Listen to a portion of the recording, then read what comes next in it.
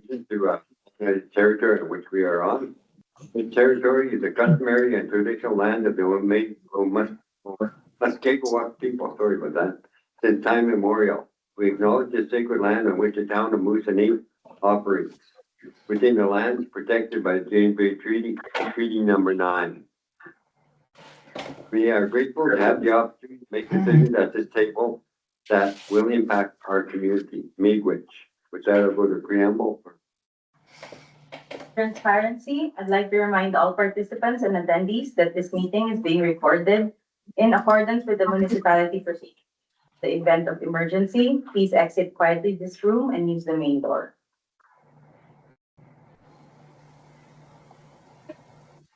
Resolution 2026-153. Be it resolved that this regular council meeting come to order at 6 p.m.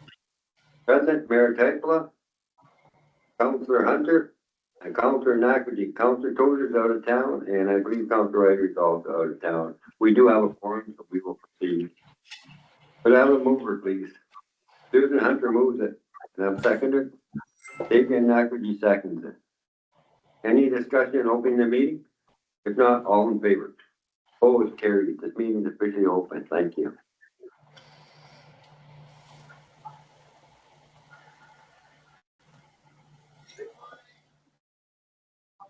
Review the agenda, please, Lauren.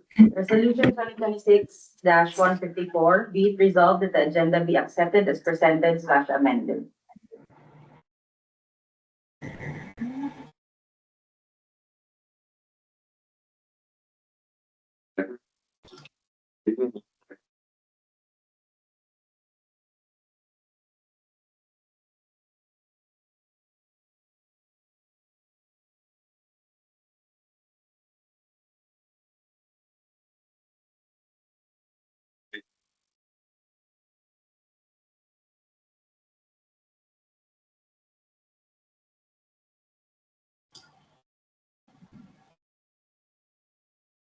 Oh, you're showing your interest, Heather. Don't see any here at the table, but if there's any during the meeting, if you council want to disclose at that time, please feel free to do so. Number 4, the adoption of the May the 12th meeting and a special meeting of May the 12th. Resolution 2026-155. Be it resolved that the Council of the Corporation of the Town of Moosonee adopt the minutes of the special meeting number 13-2026, regular meeting number 14-2026 of May 12, 2026, and special meeting number 15-2026 of June 3rd, 2026, and special meeting number 16-2026 of June 11, 2026 as presented/amended. Thank you. Grab mover, please. Fabian moves it. Seconder. Susan Hunter seconded. Are there any changes in the minutes? You've all had a copy in your package. Everybody's happy with them? All right, we'll accept it as presented. Any further discussion? If not, all in favor. Opposed, carried.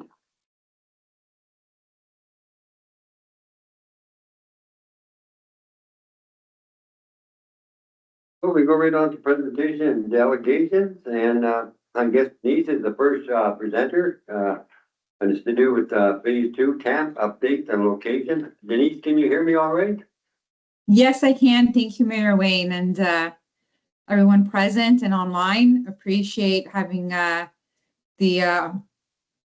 forum here to be able to share with you an update on phase 2 placement of our camp. So I'll turn it over to Cormac, who's going to run through a presentation to explain how we have moved the location of our camp to, anyway, it's detailed in the presentation. So Cormac, I'll turn it over to you.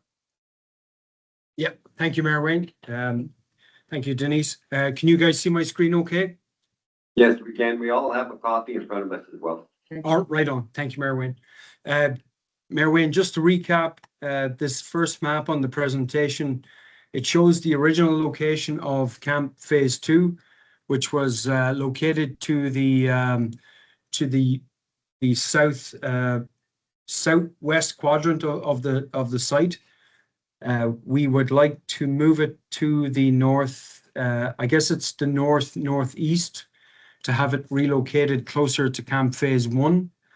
There's a couple of reasons for the relocation, which I'm going to go into in my slides in a second. But as you can see from the map, it's not a huge distance in relocation. It's certainly not going to affect the sanitary and ongoing water consumption connection points and requirements that we share on site. It's going to be the same volumes. It's not going to affect any of our other discussions that are currently ongoing with EXP and Town of Moosonee engineers. So, okay, I'll just flick to slide 1. Context and purpose. So like I was saying, can you guys see my screen okay? Yes, yes. Purpose of the presentation, we want to introduce and explain the proposed location change for Camp Phase 2. We want to explain it to the council. We know there has been a permanent amendment lifted on the site as a whole, which is great for the project, but we definitely want to present this to town council and explain the reasoning for the change so nobody's surprised, and we just have clear transparency. Scope of approvals, the change involves updated site plan approval and building permit applications, which we're going to amend through Patrick Towns, the town planner, and RSM, these site building permit approval consultant for Town of Moosonee. Commitment and collaboration. Presentation fosters transparency and early feedback to support cooperative relationship between Parmelo and the Town of Moosonee. Again, this is an information sharing. If everybody is in approval, it would definitely seem that this is the best fit for the site to keep everything consolidated, especially considering our current workshops and agreements that we're working through sanitary and water main consumption. Foundation for further discussion. It sets the stage for deeper dialogue on safety, community concerns, and municipal servicing. Subsequent slides. So this, I'm just going to skip where we get into where its original location was further down in this slideshow, and it shows it was closer to existing residential. The relocation change keeps everything to the north of the project, keeps it away from residential. It actually eliminates a lot of concerns that we all had. Maybe RSM might have had a whole bunch of concerns with the building permit when we got through to the final application stages, and we may have dealt with that by this location move. So I'll get into that in a bit. The object of the presentation: seek council awareness, commitment, communication, project community alignment, building trust and understanding. Obviously, we want to just keep everything transparent. So. Okay. Overview of the new proposed location for Camp Phase 2. The new location remains within the secure perimeter, integrates seamlessly within the existing camp infrastructure. This works really well for keeping everything on site within the one boundary. There's no expansion of boundaries required for security. It's got operational efficiency for us, for you guys as a community, for us as an operation, for our security team, just to keep everything consolidated, keep all workers in check, and focus on optimization. The change aims to optimizing resources without increasing occupancy, buildings, or municipal service demands. This line refers to kitchens. We can keep the kitchen, the food hall, all the food requirements for the entire camp workers, all consolidated in the one location. No need for people to be walking across site, walking across town. It's better for Town of Moosonee, better for the Waha project. Keep all workers consolidated in the one location. Safety and community considerations. Camp security and workers' safety improvements. Unified secured perimeter, which I spoke about earlier, which is relocating Camp Phase 2 inside the same secured zone as Phase 1. It consolidates everything. We will have a secured fence boundary, which we have already on Camp Phase 1, Mayor.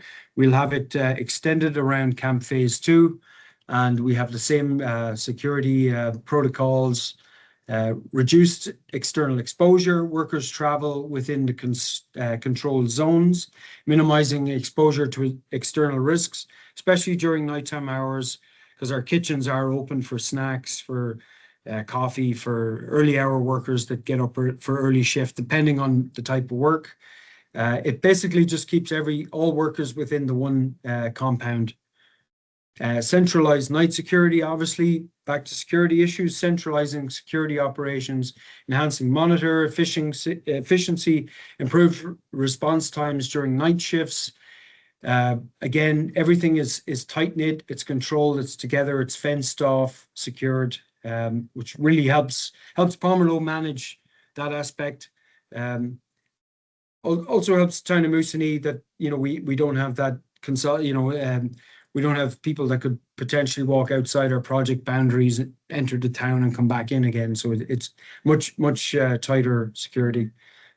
Clear zone separation, strong separation between worker areas, public spaces ensures controlled access and community safety, which is what I just touched on earlier.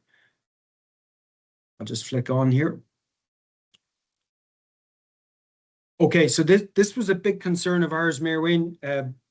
This was something that I know we've been focused on sanitary, water main, and tight issues like that we've been concerned about, but this was something that was always bothering us as a site team, which was the proximity to local residential buildings, sight lines, security, fencing, the tree line. Two of these dormitories were two-storied, which probably will be an issue for local residents if you take the double-stacked height of those and the actual sight line and the view line of the residential local homes.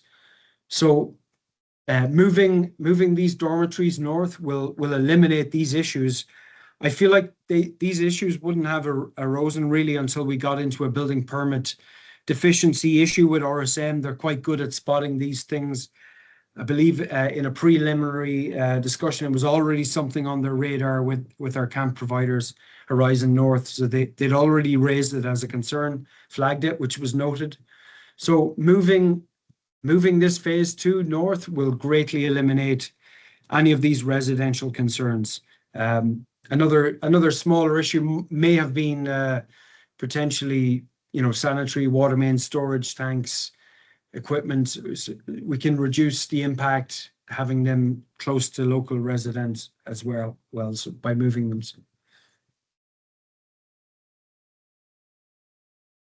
Okay, another reason, preservation of existing fencing and vegetated buffers, preservation of separation measures, relocation avoids disturbing existing fencing and vegetated buffers. So there is an existing tree line that was questionable, that may have needed to be tampered with, which we do not need to do now if we move these to the northeast quadrant of the project, close to Phase 1. Minimized environmental impact, maintaining current buffers, reduces site disturbance, construction impacts, and environmental disruption during project development. This is particularly true with any of our potential site sanitary treatment issues that may arise. If we do need additional storage, temporary storage, emergency storage, we can avoid that situation of having any of those equipment or facilities close to residential buildings.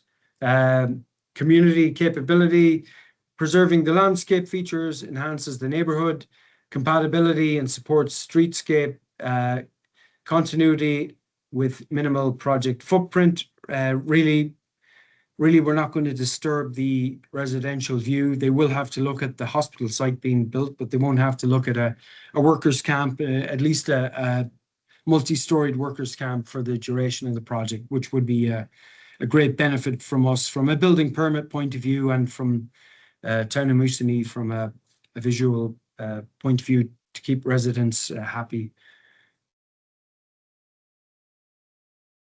Municipal servicing and approvals. Like I said before, the sanitary servicing, basically the sanitary is basically the same system. So no matter where we move it, Mayor Wayne, I think you're fully aware of this at this point with through our partners with EXP, the engineering firm. I think we're all fully aware that all the sanitary and water main is all reliant on the one system. So it has no real impact.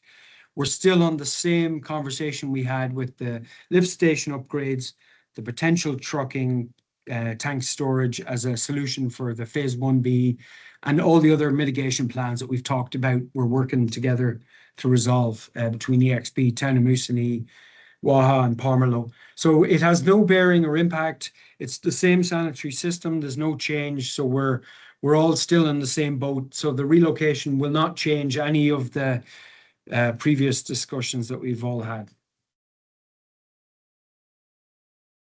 Water, water is the very same, water servicing.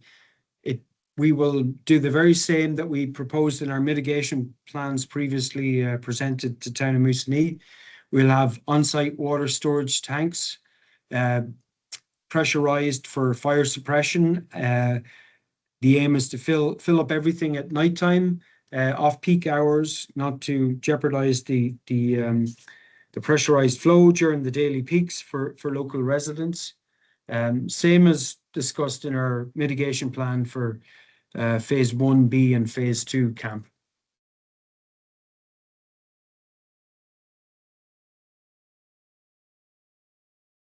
Okay, so just a couple of things that just to reiterate on where the original location was.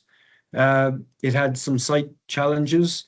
It was very close to residential. If you look to the map here, we actually have an updated map, Mayor Wayne. I'm not sure if you've seen, but Google Earth has updated Moosonee and has actually plotted the hospital project, the camp, and all the existing facilities live. So, which is great to see. So if you guys after want to take a look at the updated Google Maps, but just from a perspective point of view, this south side where my cursor is was where the location of phase 2 was originally planned. And it was very close to existing residential properties with a whole bunch of issues. So the change is well considered, aiming to enhance the project overcomes rather than just a recreational move. So conclusion and next steps. The location change aims to enhance worker safety, site security, community privacy, increasing infrastructure demands. It also helps Palmerlow a lot with our on-site management, maintenance, and security of our camp. To keep it as a whole, it makes life a lot easier on Palmerlow to manage as a whole unit. It's one secured site. With our recent sanitary waste, water main potential sanitary consolidation being transported to the lagoon on the short term and pump upgrades, it makes the most sense to have everything consolidated and close together. We can monitor the quantities. We can keep everything reported to Town of Moosonee. Nara team can be updated. They'll have a full picture, which we're working on behind the scenes at the moment, to provide him some information and feedback on our quantities to date and how that corresponds to what we've put in our proposals. So yeah, essentially it's a better solution for us and hopefully for you guys, if all is in approval, to keep it consolidated to the northeast of the project. I'm just going to quickly flick back to the original map, Mayor Wayne, just to give the context of the move. It's not a huge move, but it is. It's a couple of 100 meters essentially. So down here is where the original location was shown, and these are going to be broken up into a 2 and a two-story dormitory.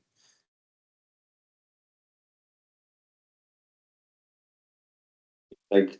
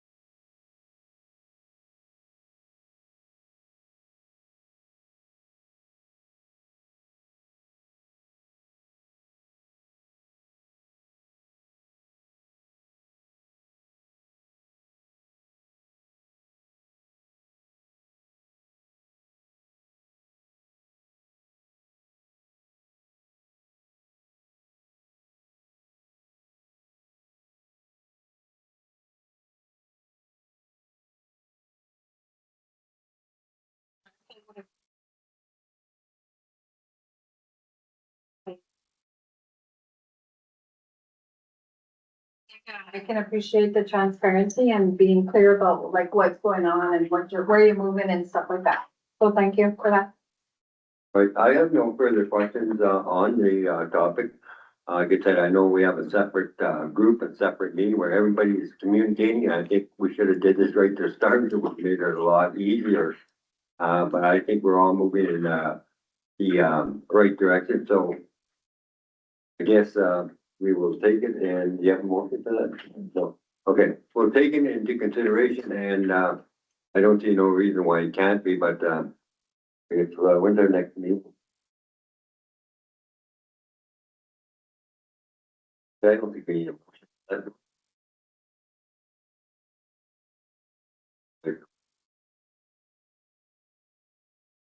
Motion for the other one?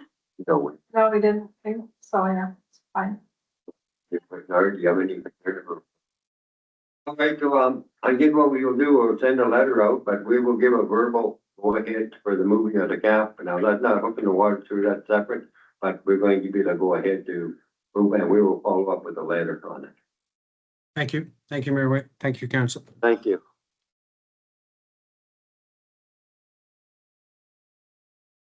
The next one we have is, Dawn.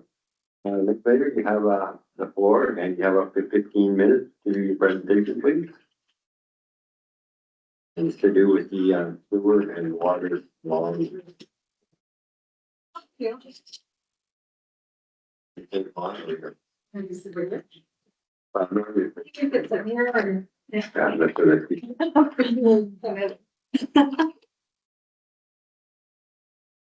It's about my sewer line. And then, struggling with this situation since November 2023 is the first time. I lived at my property for almost 40 years now, and it started to 2023 that I've had these issues affecting my sewer line. So, so the first time it was really bad. I didn't take pictures of it, but, I did contact everybody about what is happening. So it seemed okay after I got someone to clean it, that they came and cleaned it out, my line. And, so it was good. For almost 2 years until this January where I started having a problem again. And it was backing up into my basement. And, so I contacted them again. And so, they remember everything. I wrote everything down on it. So anyway, that was, I had to get someone in January to come and clean my line. They used the camera and there was a blockage. And they told me where the blockage was.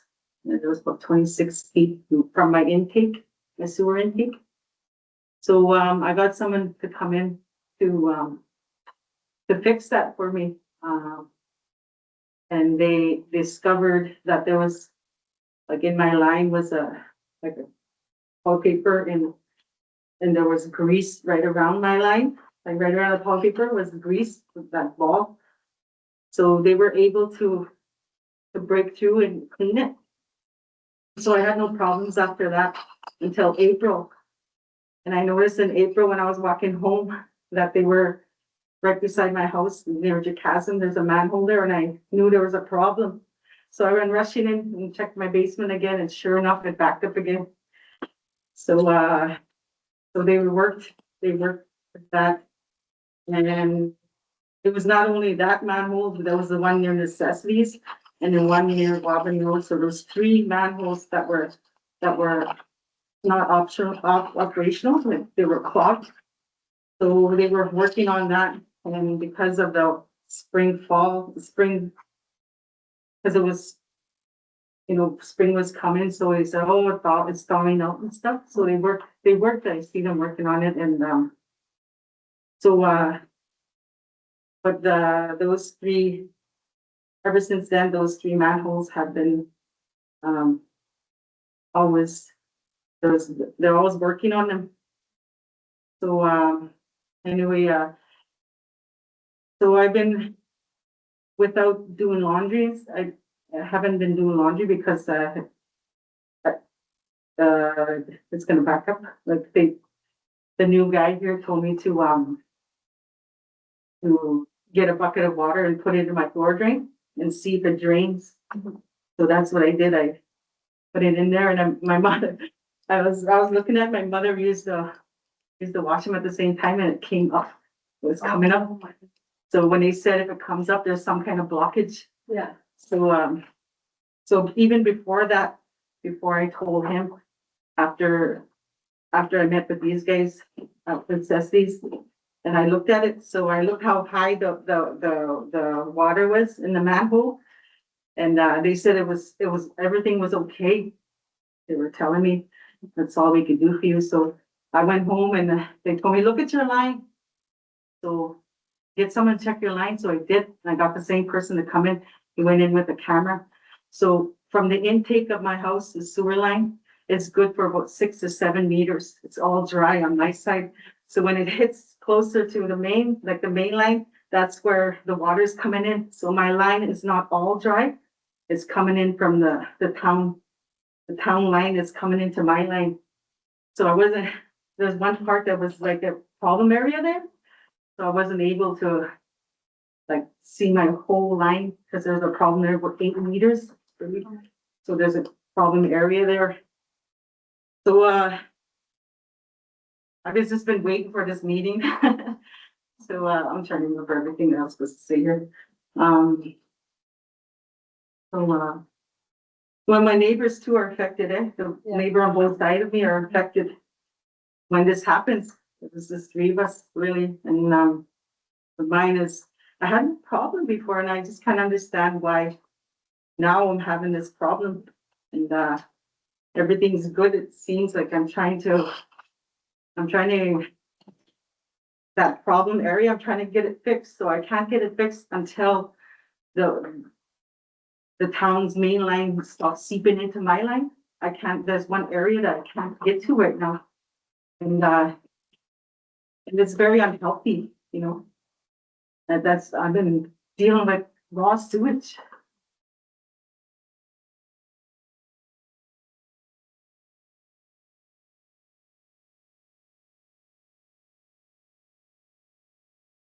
So when this first started, I remember the guys, when it first started, they were at Necessities. So they let me look down. Show me, this is the way it should flow. They told me, and I was looking at it and it was close to the ground level. It was very low, that water, when I looked inside. And they said, this is how it's supposed to be flowing. It's supposed to be like a little flow. But when I looked at it in April, it was high. It was near the end of that ladder. It was really high and it wasn't flowing. I was told that's all I could do for you. I know they're gonna be fixing up Fifth Road. Like I was informed about that. But I need my house to be functional, and like I'm very stressed out.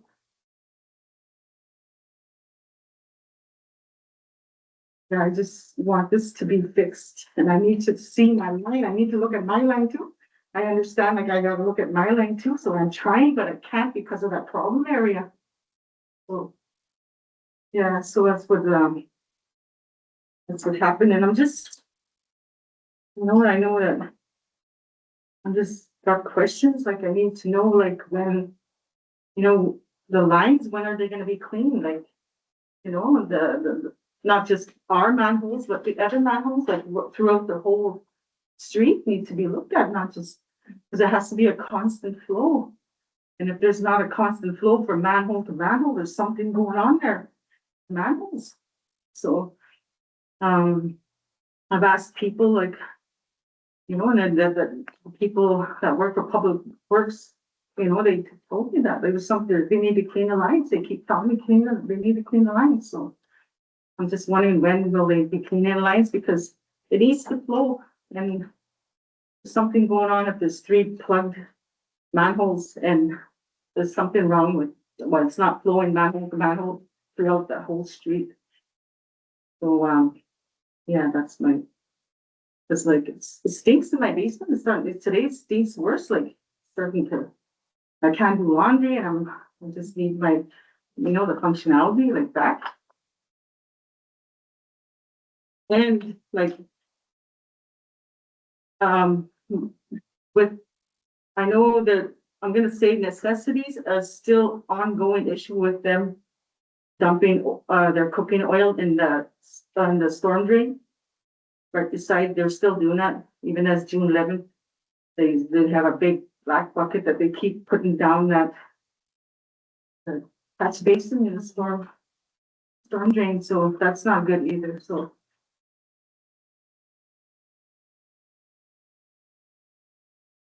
Yeah, so, You can answer.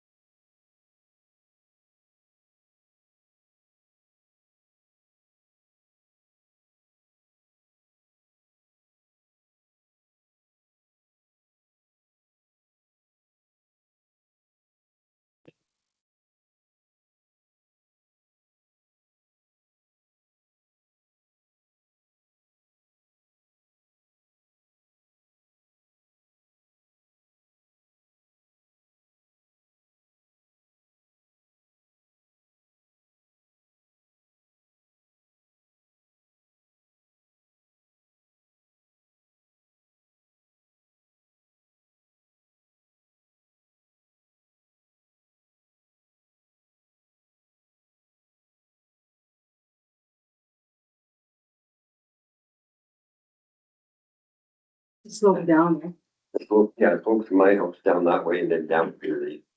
yeah.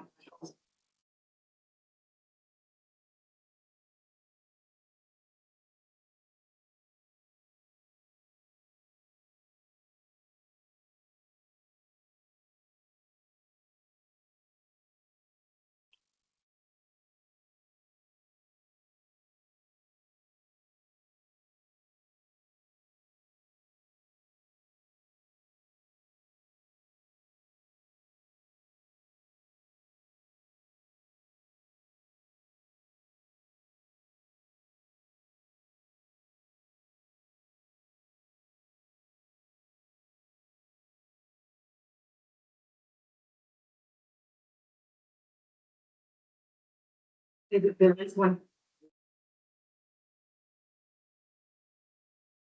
I can't get to that area problem because of the water in that situation. It's not coming from my line, it's coming into my line, not out. Which back over. That's where the problem area is. There's back down here, go to the big. Your line. Yeah. I thought it I was can't the get black to it, one. even if I try to get someone to look at it, I can't, because there's water there. There's water in that area that needs to be fixed, needs to be something, like it needs to. I understand it's my responsibility for that area, but I can't get at it because the water's coming in from that way, not from my line, it's coming in from the town line. There's always gonna be water in the town line going that way, it doesn't matter who, me, Jackie, or anybody flushing the toilet, running water, it's gonna be in our main line, it's always gonna have water in it. Yeah, but it's near, like, I can't get to that area that's near end of my line. But that's where the problem area is, and I can't get there because of that.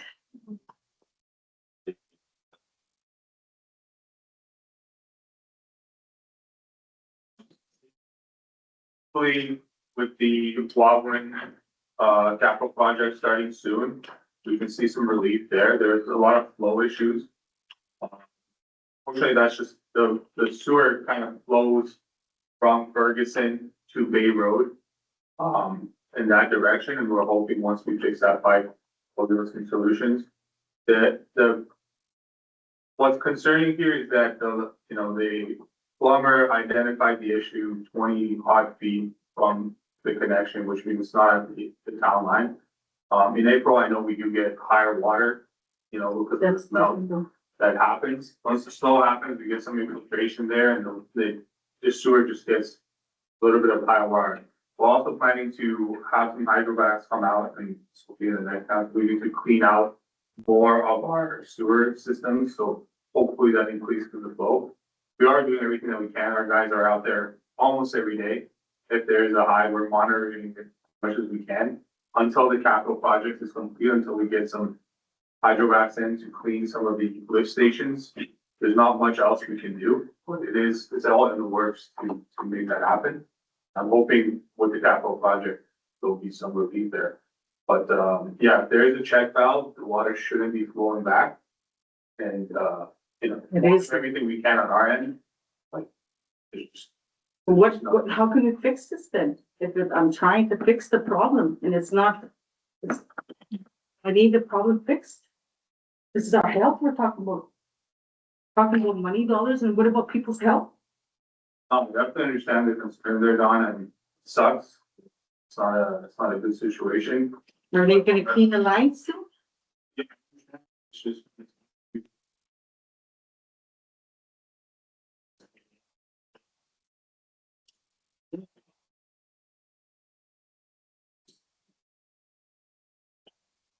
Gonna have to gonna have to keep going with this then.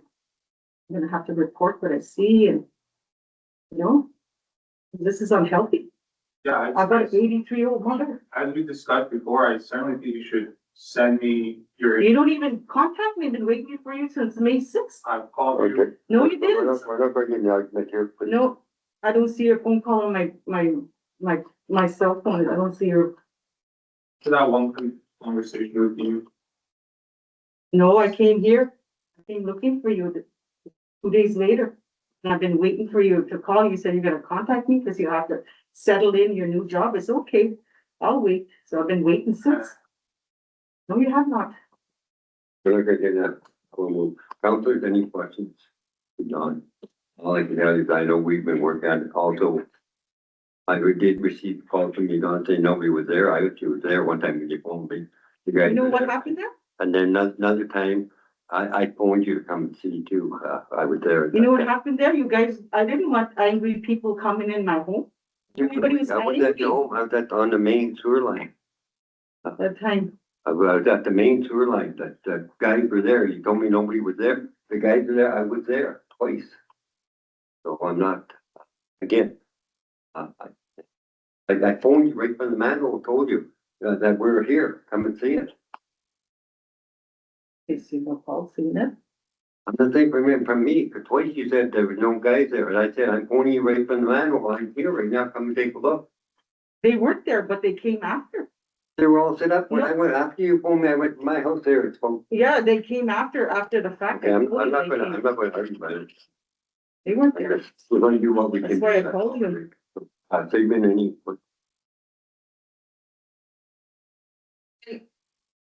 I have to learn more about how the sewer and the main lines and all of that go. But I definitely hear what you're saying, right? Like you can't live like that. I don't know if there's anything else that the town can do to at least support her in Y'all have making been sure that she, arguing with me ever since. yeah, like making sure that whatever needs, or even if we're gonna point her, I don't know, like anything we can do just to support her a I little would more, suggest- cause I mean, I suggested, also, I believe, Public Works have suggested for the backflow valve in. yeah, but you said you had one. Yeah, I do have one. Well, you wouldn't be getting water. Would there- I do have Is there- the is there pictures that any I sent you, that's part of the backflow, I sent you those No, they pictures. don't have the Is black. there any way that we could like, I don't know, who puts in a back valve? It was built like that, Okay, when it was built the whole. Yeah, resident, like they put it in, like, yeah, so I mean, It's after the property lines. Yeah. When it's in, it's their property, yeah, anything after we could. That's kind of what we've been doing, is mitigating. I do have a map here, I can show you how it flows. yeah, It's just, again, I'm hoping that capital project will increase the rate of flow. Yeah. To reduce some potential, but, you know, once the snow melts, there's really nothing we can do about. You know, it's seeping in, so that anytime when snow is melting, water levels are just naturally. Just not much we can do about it. yeah, Can I say something? You know, the storm drains, they're different connection to the manholes. Yeah. They flow, and they flow all the way. They have the main thing up here, it flows all the way and it flows out. That's different from manholes, the way they operate. It's True. different. She's right there, but it's just, The if you snow is imagine down. them, yeah, it's just, So- there's just infiltration into the mhm, sewer. And some people, some pumps have pump, like any industrial buildings you see, they're, like if you clean your car in the garage, it's going into the sewer. yeah. into So the- yeah. any melts water that can go into a drain will eventually kind of end up in the sewer, Which- very different storm. Which is kind of normal though, right? Every year that would happen. That's right? normal for any municipality anywhere. It's just, we are very, like our groundwater is really high. Mhm. And we're just in, you know, swampland where. it's Yeah, just- yeah. So what happens is when the snow melts, it's just, it infiltrates. You know, I lived here all my life and never had this problem. We had lots of snow before.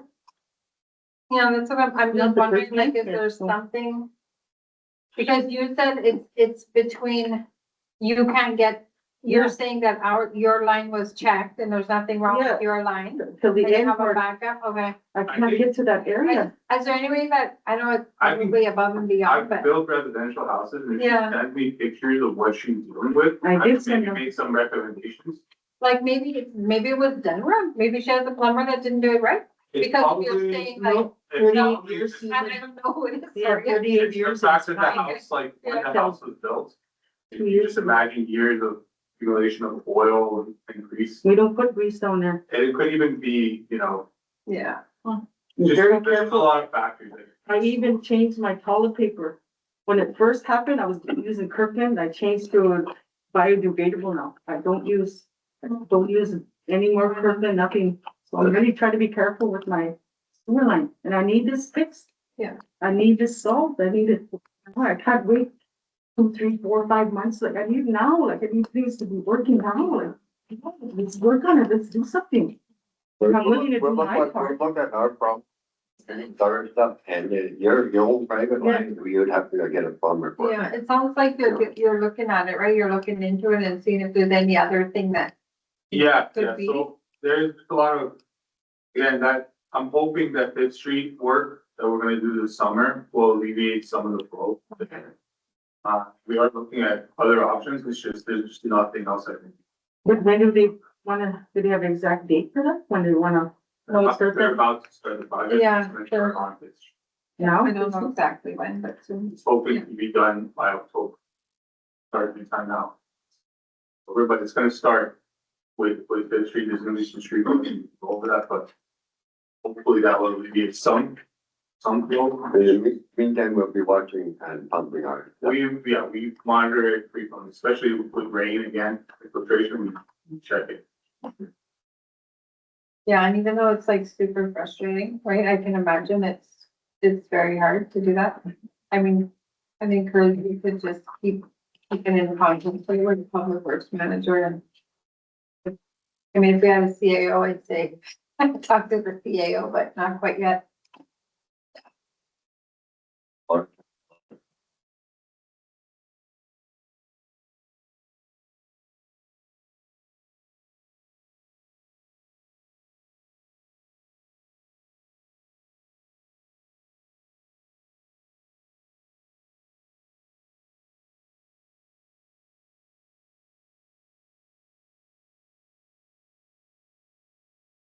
pictures. This one? Yeah, you see like little ball thing there, What? one of those pictures. No, this is right on your main sewer line, that, the backflow preventer that goes out to the road.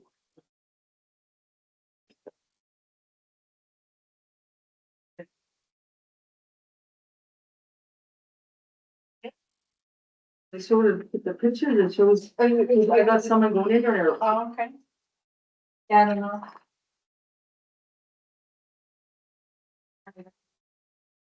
With myself a little bit more, but. I don't see it back. So you're saying this is not a backflow?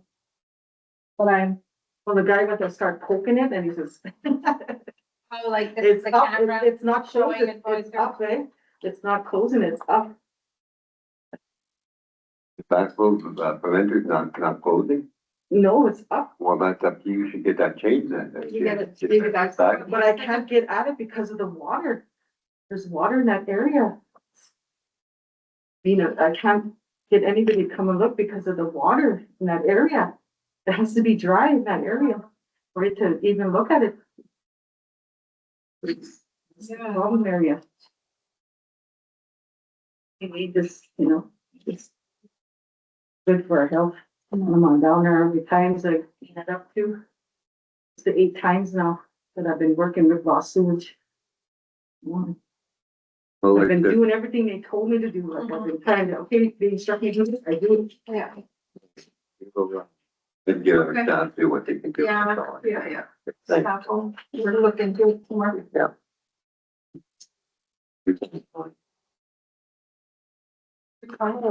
you.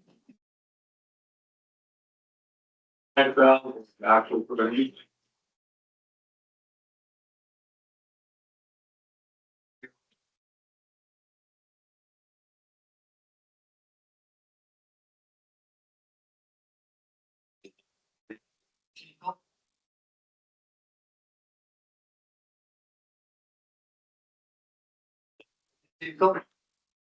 Hi, Wayne, sorry, were you addressing me?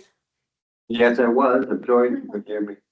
Okay, yeah, Can the you- sound cuts out from time to time, but I can hear you again now. Okay. So we will give you the floor and we'd like to keep within 15 minutes if we could, please. Yeah, you know what, I'll just tighten up things a little bit because okay. So if I could share my screen, see if I can.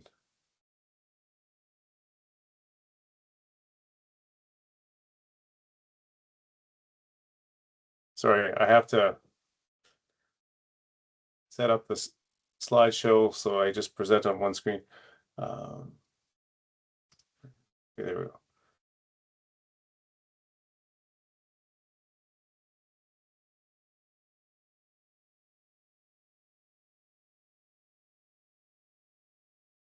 Okay, can you see the screen? Yeah. Okay, so look, I'll just skim through a few things here. So just once again, thank you for all the support that Moosonee has been providing.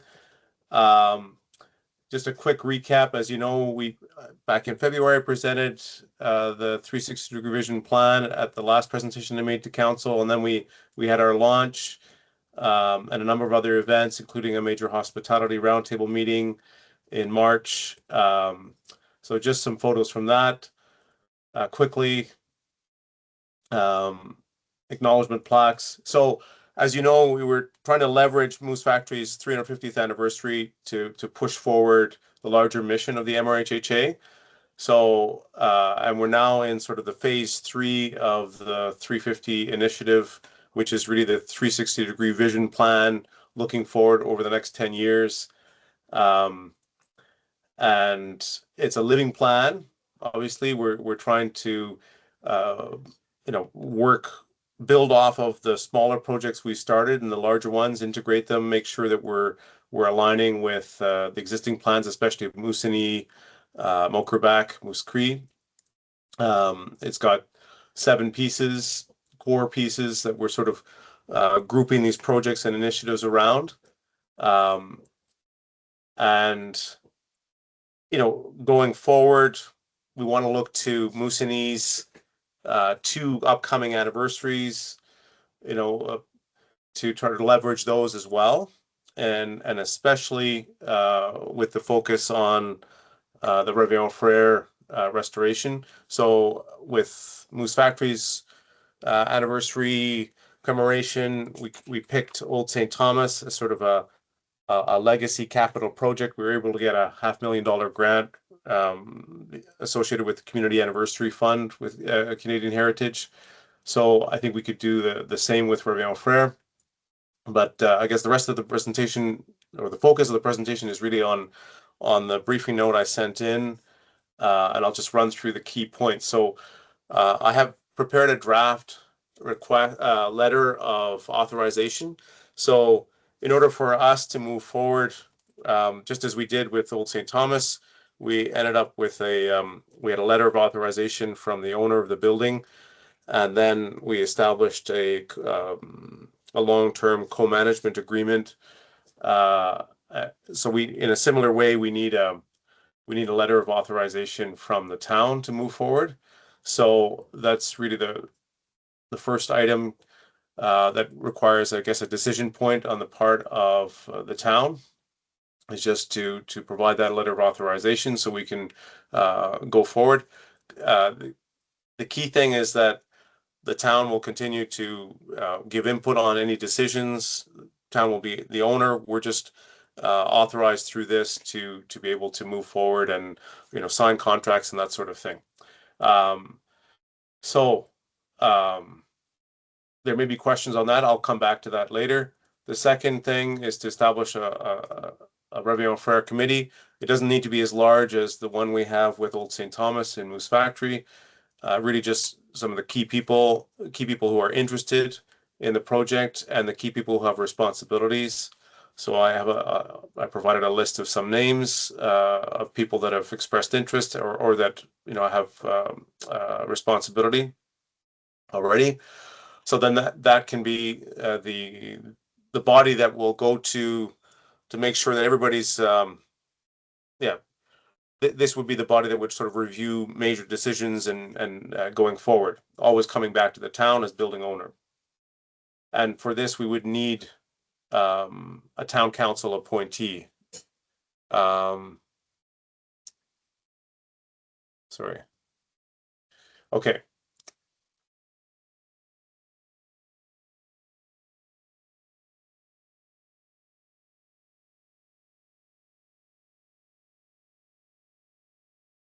And one of the first items we'd want to do is just build with that committee a vision for what Réveillon Frère, a restored building, what it would do for the community, how it would serve the community. So, we've done this a number of times with Old St. Thomas, but to have an information session and gather ideas. We have a number of ideas already. Obviously, there's the past use as a museum. There's other ideas that have been brought forward. Some of them are listed in the briefing note. One of them is sort of Center for Cree Art and Design plus Information Center. So it could be multi-use in that regard. But having an information session this summer would be ideal. Could be planned in and around the gathering of our people, just before or just after, or we can also do it a little bit later if depending on what the committee decides. The other item that's the next item in the that we need to kind of look at is just gathering more oral history, community history documentation. We already have a film team that's been interviewing different people, including in Moosonee. Hopefully you've seen the 10-minute teaser for that film. We've got quite a bit of footage, so we can get that film team involved in doing some interviews with local knowledge keepers to start gathering some of the stories about Réveillon Frère, so we can really tell a story with it. Because if we're going to go after funding, we need to be able to tell a story about its past and also about its present and future. So So that's and we've got a lot of the pieces in place to be able to do that. Then the other thing we need to look at is the heritage restoration team. So with all of this, our plan was to kind of get the Old St. Thomas project sufficiently funded and underway so that we could then shift attention to Réveillon Frère as a second major project. So we're still trying to get the funding in place for Old St. Thomas, hopefully by this fall. But then we'll be able to kind of shift a lot more attention to Réveillon Frère. But we have a full team that we put together for Old St. Thomas, and we've already pooled resources with the Ontario Heritage Trust. So they're using the same heritage architect and some other consultants as well. So we're able to pool resources. We'd be able to pivot this team over to Réveillon Frère. We wouldn't have to build a new one. Again, it's subject to confirmation of the committee and the town. But we have a very good team that we put together over the last several years. So the most important thing is to just do the emergency works to stabilize the building. Again, this was done with Old St. Thomas. It definitely needs to be done with Réveillon Frère. We have some scans inside the building and photos, but we just need to get the latest update on the status of the building, and particularly the roof. But ideally in July, if we can move forward with that. I've been working on getting some funding for this. I've been working with Caroline Innes and a few others to try to get local businesses to contribute towards the emergency works. And I do have some updates on that, which I'll share in a moment, in terms of other sources of funding. And actually, well, this is a good time to do it. So about a month ago, I reached out I was finally able to locate the current owner of the Réveillon Frère company. He's a fashion designer based in Paris with a long history in working with furs. I sent him a detailed letter just indicating that we're aiming to restore the old to restore Réveillon Frère, and would he be interested in exploring a possible collaboration where he would contribute to the restoration, but then there could be opportunities for collaboration and maybe co-creative projects around fashion. So bringing Cree fashion crafts and artisanship into collaboration with Yves Salomon. He's just launching a line of furniture, and I was able to meet with him. I was going to Italy for a conference for another nonprofit that I work with, and I was able to detour through Paris and meet with him. He's expressed keen interest in coming to Moosonee, and he's also agreed to to consider a request for some funding for emergency works as well. So there's some really interesting potential here because he's launching a line of furniture. There could be some, collaborations, not just in terms of restoring the building, but also giving a new life to it in terms of a center for Cree fashion design and not just fashion design, but art and design. So this is definitely this is an AI mock-up that you're seeing here. It's a bit gaudy. The chair. I asked AI to create a mock-up of a chair that integrated moose hide beadwork, the tamarack geese, the snowshoe making technique. And if you're not aware, there's a long tradition of the Orkney chair in Scotland. They're typically given as beautiful gifts for a couple when they get married, and they're sold in the international market, well over $1,000 each chair in some cases, and they're relatively light. So in a similar way, this is just an idea of one of the things that could be possible is to take Cree arts and crafts and innovate with them, not just conserving the traditions, but also innovating with them. And a partnership with somebody like Yves Salomon could help put that on, make that possible. So, and we also have some folks in Orkney that could help with this. So, again, this is not an artist who designed this mock-up. So, bear that in mind. It's a bit gaudy, but it gives you a sense of what's possible. So we've also been looking at some of the existing partnerships that we have and that we could leverage and that we could bring on board to work with this project. And this is just sort of a quick glimpse of some of those. And the other thing we have that we can leverage is, I mean, with the Old St. Thomas project, we've been able to put together a whole team of campaign ambassadors for the Shawel-Chikewin campaign. We can actually, the whole idea of the Shawel-Chikewin campaign is that it's not just for Old St. Thomas, it was also for the More Than 350. We can create a stream specifically for Réveillon Frère, and then we can create a number of, fairly high quality videos promoting the vision for the restoration of Réveillon Frère. So I'm not going to go through this just for the sake of time. I can share maybe the links to the digital brochure that we've created for Old St. Thomas, as well as the some of the campaign ambassador clips. But what we've done is, well, just to give you an idea, we've gone to a major corporate donor for Old St. Thomas and asked them.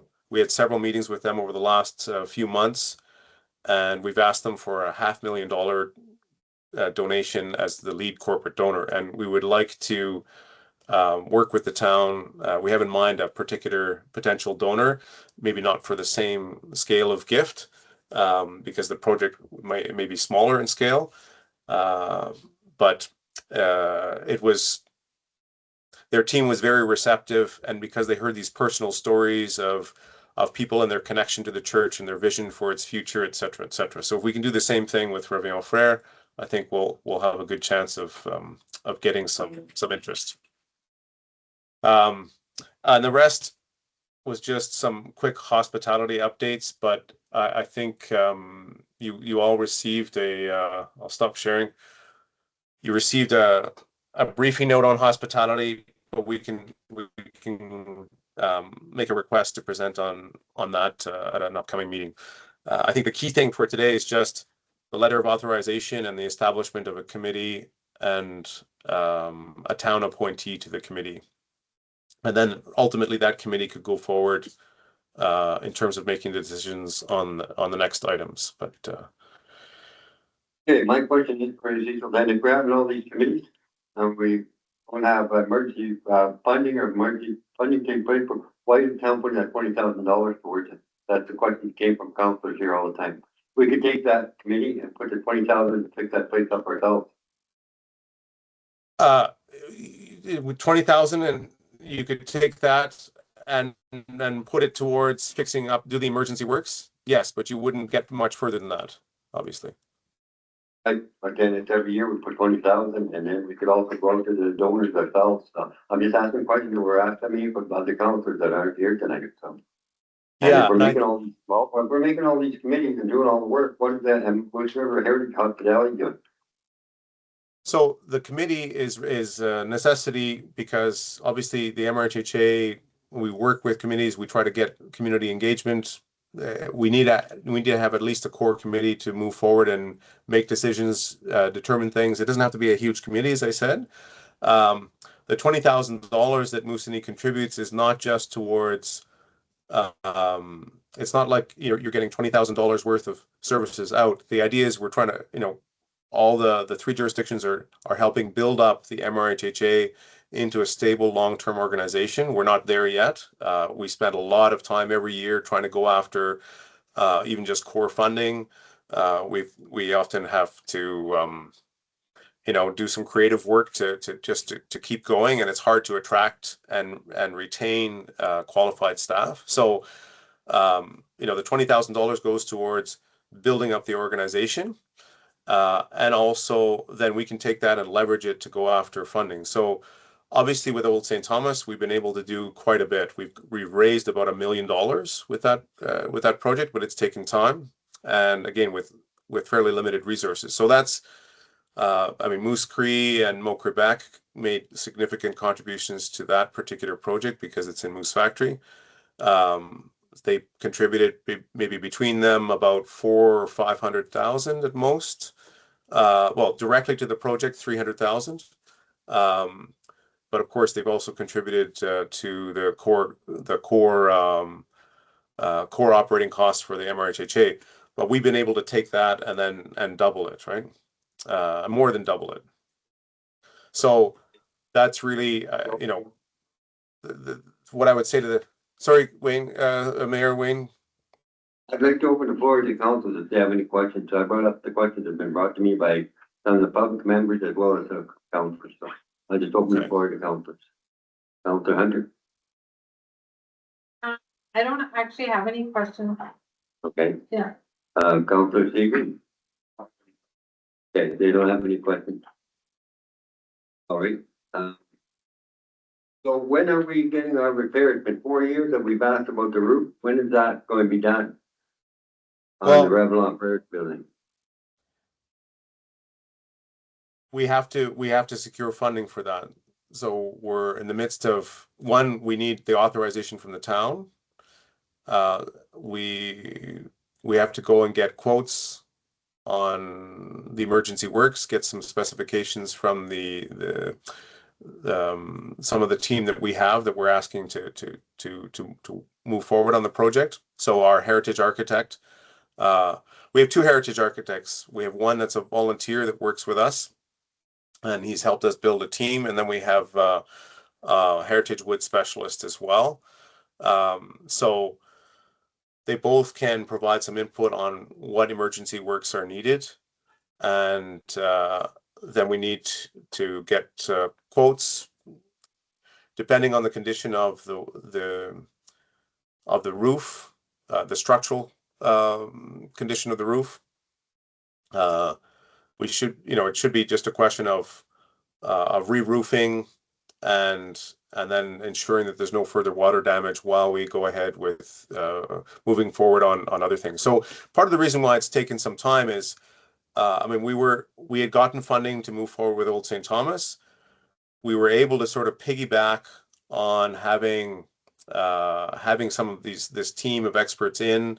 We were able to get Gord McDonald specifically in, sort of just to do a quick check on Réveillon Frère several years ago. We anticipated Old St. Thomas would have been further along now, but as I explained, every year we don't have stable core funding. We've had some years where we almost had to shut down because core funding didn't come through in time. So things take longer, and we have not wanted to take on another major project until we have Old St. Thomas accomplished, right? So it's the danger of doing that is that you end up stretched even further and you don't get any of the things done. Whereas if we get Old St. Thomas finished or at least underway, then we can leverage that success and move it forward here. So I think there was also a bit of a communication gap in terms of expectations. I think we understood that the town would, as owner of the building, would be able to do some of the basic maintenance in the meantime.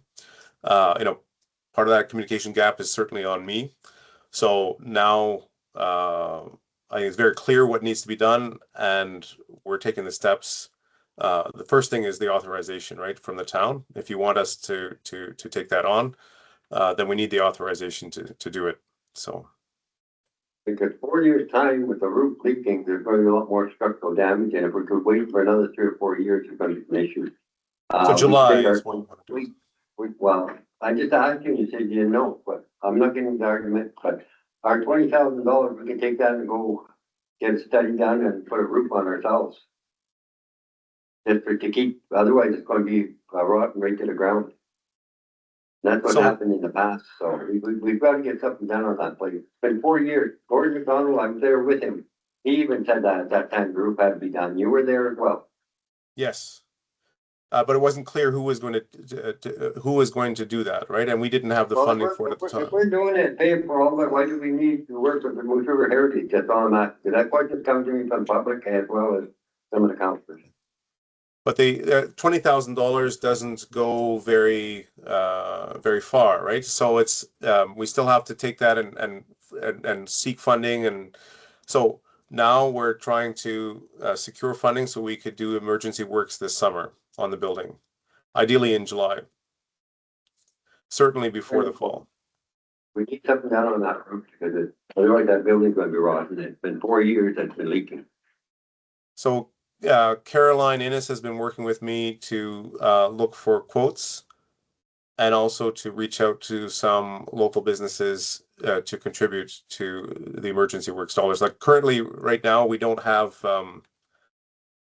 we don't have any funding for this. We haven't secured, we're still waiting on the Moose Cree core funding grant to come through and Mo Quebec and Moosonee. So we're kind of borrowing from other project funding to even just maintain the organization. So it's that's the reality. We're not I know Moosonee's not a huge doesn't have a huge budget, but obviously we're an even smaller organization. So I think it's just important to understand that, you know, the contribution is also going towards building up our capacity to be able to move on these things, right? So.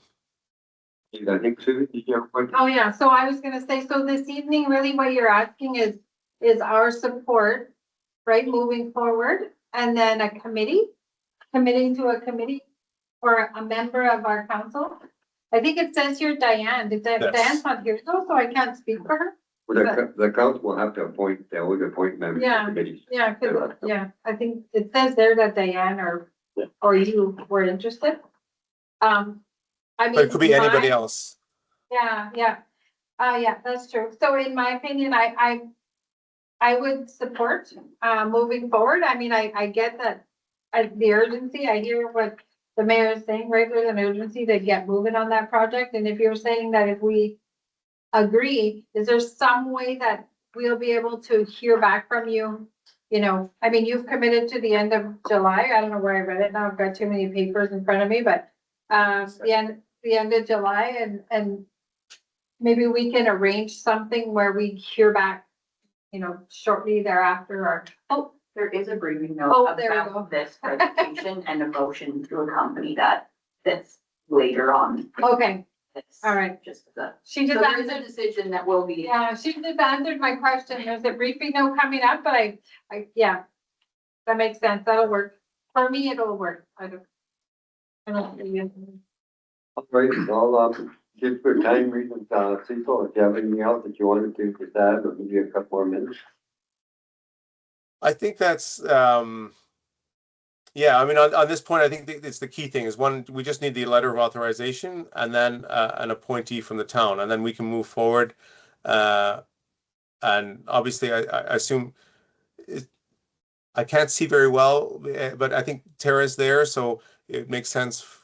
We just need to know who's representing the town, both from staff point of view, and I assume Tara would be there, and then somebody from the council, and then we already have the rest of at least a basic group to move forward with. It doesn't have to be huge, but it just we don't want sort of one person making decisions.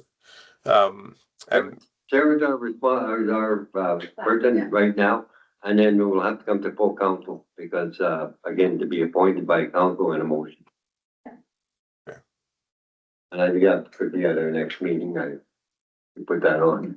When we have, Which is, I think, July 14th. when we have full council. hopefully. Yeah, July 14th is where our next, when we'll have full council. okay. Yes, and then so as I mentioned, we're looking for funding. I don't know if there's an update on our request from February for the funding for this year. But we, on our side, we also have some hospitality tourism updates. A briefing note was shared today, but you know, that's just for information. It's a briefing note that was shared with through the Moosonee's rep on our board, and I shared it with a number of others back in the beginning of May. But Tracy would like to present. Well, Tracy and I would like to present an update on tourism at the next council meeting, if that's possible as well. So. Send a delegation request in for that, please.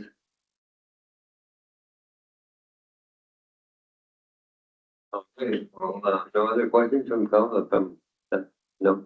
All right, thanks, Cecil, and, like I said, we will work on those two, things. The appointee won't be done until we have full council meeting, which is 14th of July.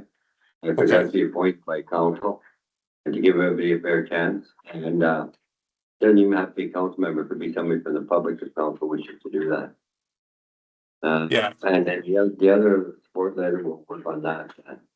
Again, we don't have a CAO yet, we're working on it, should be shortly, which will help us a lot, I think. And then, yeah, just a reminder to put in for the new delegation.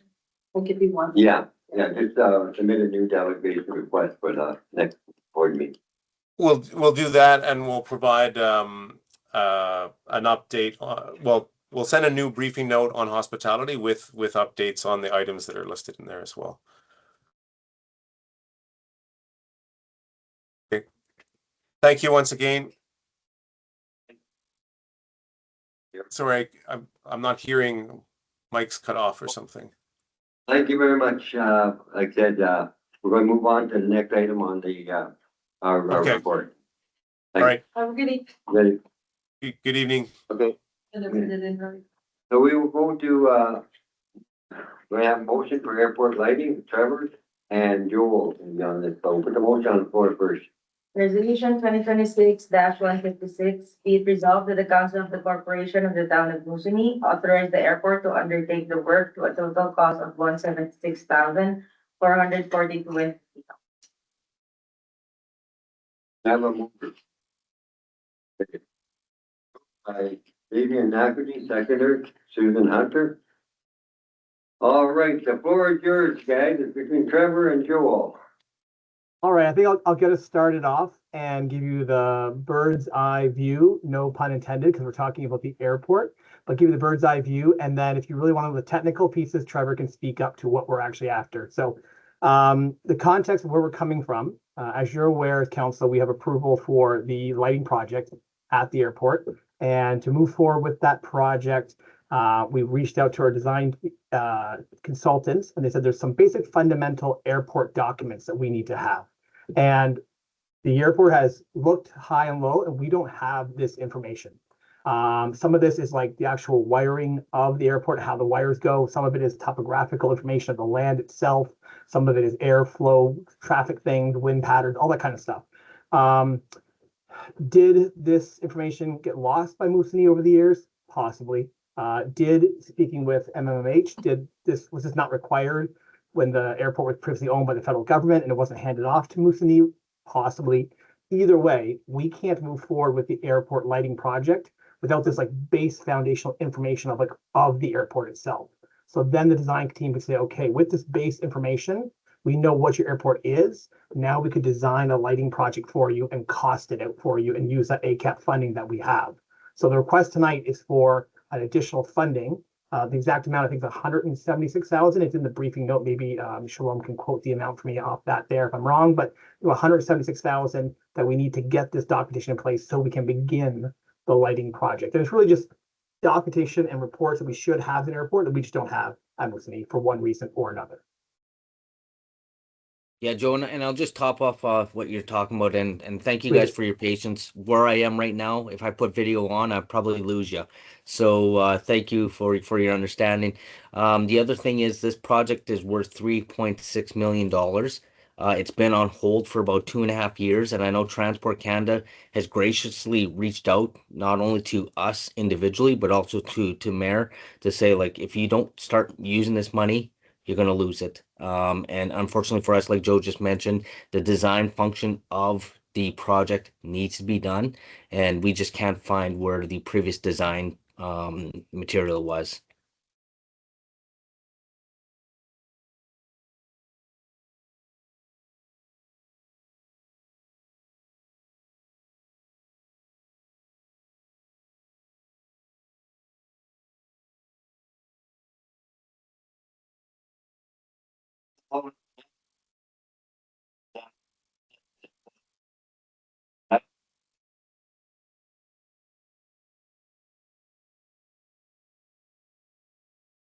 I've said 176,000 for prep work at the airport before the lighting system goes in. Is that correct? That's correct. That is correct, sir. No question. Because I thought like, yeah, this needs to hurry up. Say again. Sounds good to me. Okay, we have to do this prep work. We have that money that was sitting there for 2.5 years, again, it's going, the money we got probably won't, probably won't pay for the full lighting, it'll probably be more because, when we got that 2.5 years ago, the costs weren't as high. So this is just a prep work. So, that's what the motion is on the floor for today. Yeah, and if Any I can, other, Mr. Mayor, I'll just share my screen briefly, just in the briefing note. It just highlights sort of what the main things are that we're after with this, and it's about the electrical infrastructure, some of the geotechnical and topographical surveys. So it's basically what our airport is, how our airport is built and designed, and how things flow in it. And it's all stuff that we should have. But that's, if you want to know the technical nitty gritty, that's really what we're after right there, and why we need the funding for it. And yes, it's the 176,442.50 is the amount of funding we need to get this information so we can then begin that airport lighting project. thank you, Joel. Any questions for council? We'll vote on this. All in favor? Has been carried.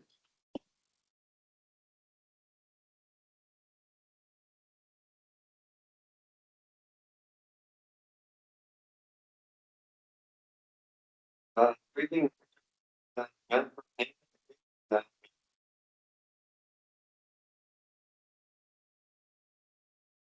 Resolution 2026-157, be it resolved that the council of the corporation of the town of Moosonee authorize the submission of an application to the Ministry of Northern Economic Development and Growth, WNEG, Winter Roads Program for the 2026 to 2029 operating seasons. You. Everyone move it. Susan moves it. Seconder. Vivian Dackedy seconds it. All right, now you have the floor. Yeah, so the winter roads transfer payment agreement is something we do every year. Every 3 years, we have to renew it with them. It requires the council to approve us with them. It essentially pays for the cost of building the ramps to Moose Island, Moose Factory Island. And just maintaining it, putting sand down, everything. It gives you about $90,000 a year. You get that $90,000 for the 3 years, and that's about $30,000 every year to get that done. And, we've been working great with them, no issues there.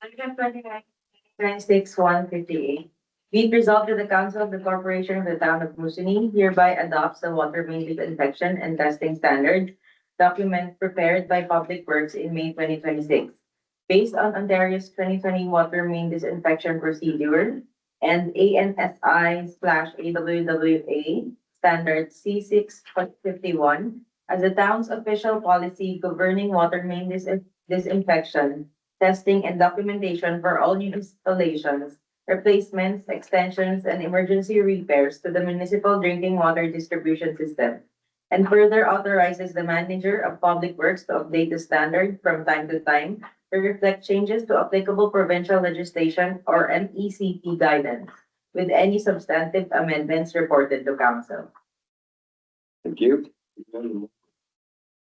Susan moves it. Seconder. Steve. These little briefing. Yeah, so most municipalities have their own design standards just for their systems being unique. And I think, we should raise our standards above the minimum, just given that some of the factors that we deal with here, for example, dust. We want them to swab our water mains, for example, or that our intake is a raw intake from high silt content, so that potentially in the future, we can kind of design a little bit better around this, and then they'll give us a little bit of a chance to, going forward, have higher standards for a system that will last potentially longer down the line. And we're gonna work together with Veolia to amend it as needed, but basically I took the minimum standards that's typically required and just increased them a little bit to kind of give us, match our needs essentially, a little bit better. Thank you. Councilor Steven, any questions? Councilor Hunter? I have a question about the code of. Yeah, I'm just trying to find it here real fast, but a codified standard. Did I read that you said we're not up to?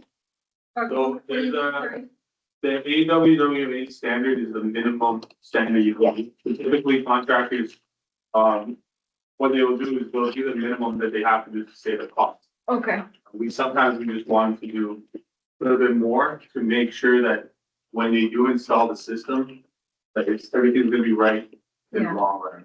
So this kind of just enforces them contractually to meet our standards, not to just go for the bare minimum, to just give us, what we need as a town, just because, again, we're very unique up here in our soil and how the construction of things work.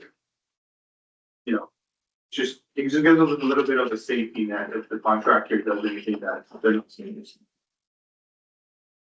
would that mean any of our staff have to do any further like training or anything like that? Will that be a requirement? I'm just wondering. At the time being, we contract TXT for inspection. Oh, okay, They, they're more experienced inspectors that come on site and make sure that everything is up to code. But essentially it could. I am working on, and this is gonna come up in the next meeting, but getting more certifications for our guys that we Okay. currently have. I'm looking at training, which again will come up. thank you. This will also help us with the MECB when we're, when it looks like we're really moving forward. That's the miniature environment people come up to do. Yeah. Any further discussion? Not all in favor? Vote.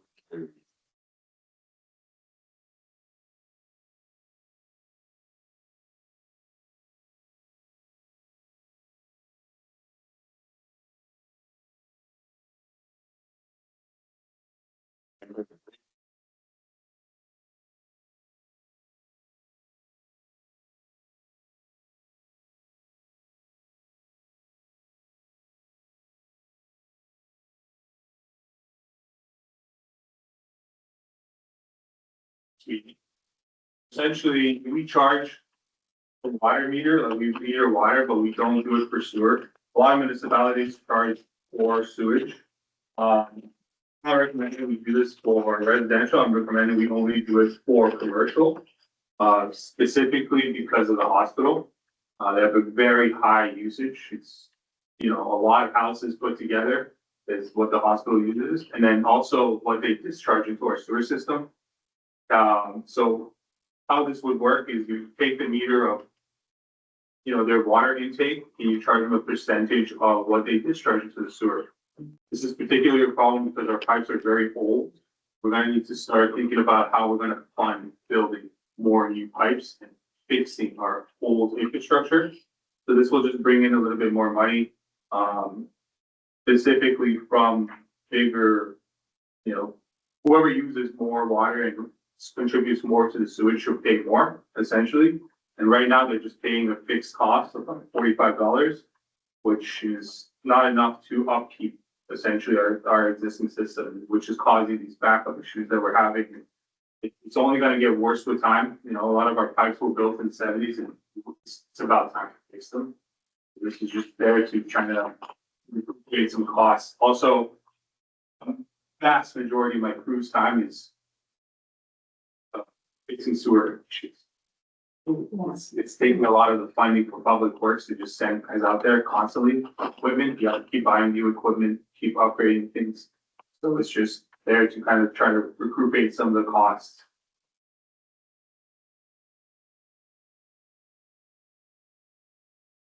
Don't come up with the, I don't want to change the existing bylaw much. But typically municipalities charge anywhere from 60 to 90% of the water meterage cost, because you can imagine whatever water you use, most of it will end up back in the sewer. This is the massive issue that we're having with the hospital, that we just don't have the money to fix it. Thankfully, Waha is working really well with us to try to fix some of these issues, but then it's just long term. There's a lot of our system that's not related to the Waha project that won't get the same attention that that area of our system is getting. And there's just some more maintenance work that we could be doing to essentially improve the system, just prevent issues.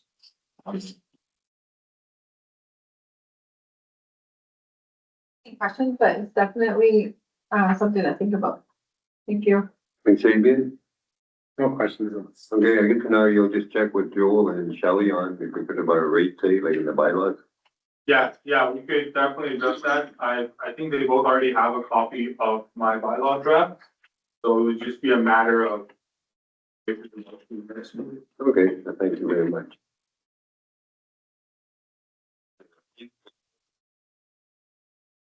Resolution 2026-159, be it resolved that the Council of the Corporation of the Town of Moosonee hereby approves the procurement of one additional pickup truck for the Public Works Department, being a 2019 GMC Canyon Crew Cab Long Box SLE from Eastview Chevrolet, Tapos Casing, at a purchase price of 33,900, plus applicable shipping cost, with funding to be provided from the operational reserve. And further that, the Council of the Corporation of the Town of Moosonee declares the following vehicle surplus to the needs of the municipality.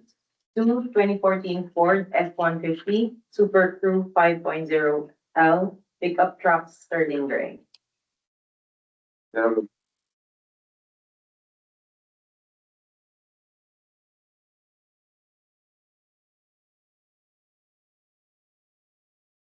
yes, we did have a little bit of talk with Joel about this, and then I guess now you did talk to Joel as well about it. All right, so do you want to add anything to it, or? Yeah, I mean, just to give you guys a little bit of a picture of what we're dealing with at Public Works. The Ford F-150s that we have, they're both inoperable right now, and it would be worth very little in an auction, because of the massive issues that they're having. But essentially, other than those two Fords, we have a supervisor truck, which is contractually we have to get on the truck, and then a crew truck.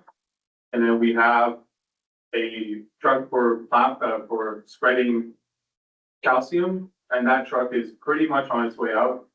And then we have the van for the jet system. So I have, including myself, we're 9 people. And contractually, I'm also owed a vehicle. When I signed this, I was supposed to have a vehicle for personal use as well. I've been walking most of the time, or trying to share with my crew. My crew also has to, if the garbage truck goes down, we're picking up garbage in the pickup trucks. We have 2 pickup trucks that we can do that with. And one of them, again, is very heavy. So these Fords we've been fixing consistently for the past few months, and they keep breaking down. The issue here is that I know that the council, I know that we'd like to motion to decommission them. I would ask that we decommission one, because the cost of replacing it would be high, but we can just we can park one out to fix this one, but at some point, the way I'm tracking costs, it's costing us more to repair this vehicle every year than it would to essentially replace the vehicle.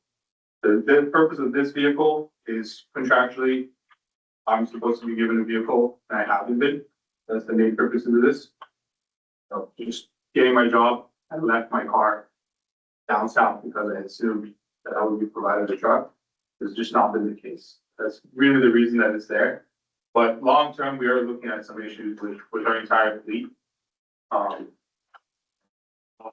information on that as time goes on. It's just right now it's just, we're kind of just making it work with what we have, and what we have is not very good, unfortunately.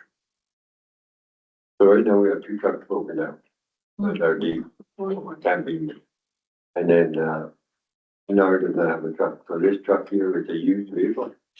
Okay, it's not a new vehicle, it's a used vehicle. That'll be dedicated to the public works. Supervisor, manager, what it's gonna call it. Right. You know. Yeah. Again, do you want to jump in and all on that? Yeah, so part of our discussion we had yesterday in terms of the operating budget, there is a line built in there for some capital replacement. And so one of the things Nara and I have been working on, and it's gonna take some time because we're both new and still getting our feet under us a bit.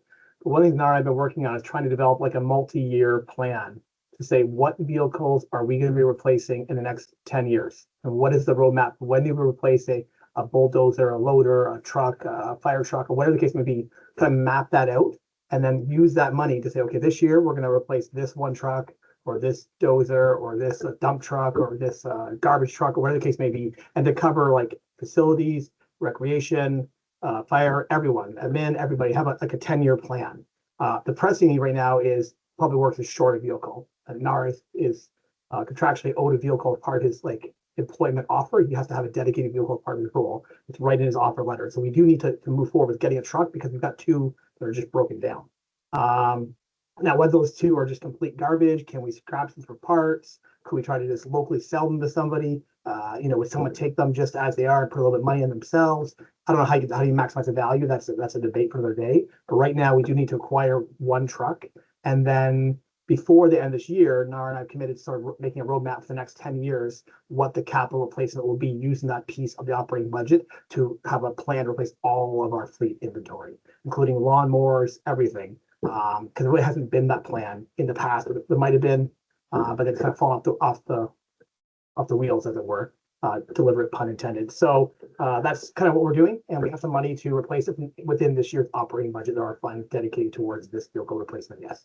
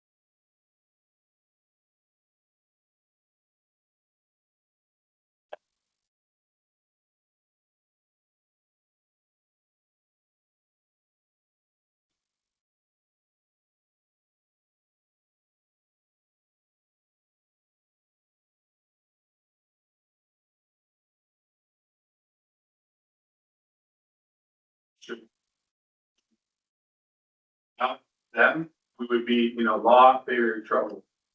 We are, and that's kind of the reason we've been floating. The motion here on the floor is for big 1 truck.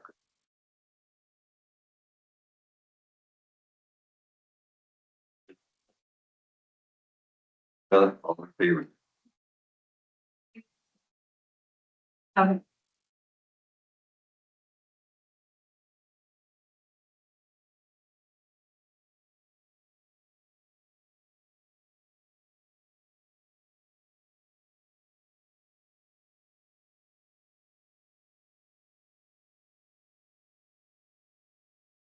(26-116).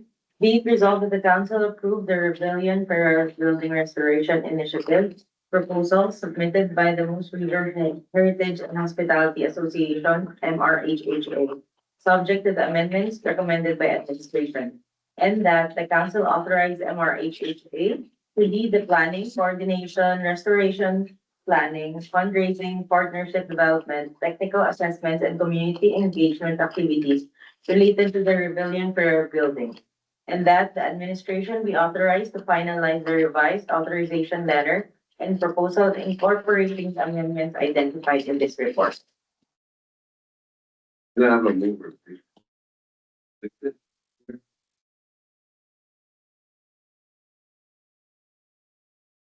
All right, yes, with this one here, Joel, you, heard a little conversation, but, Cecil put on.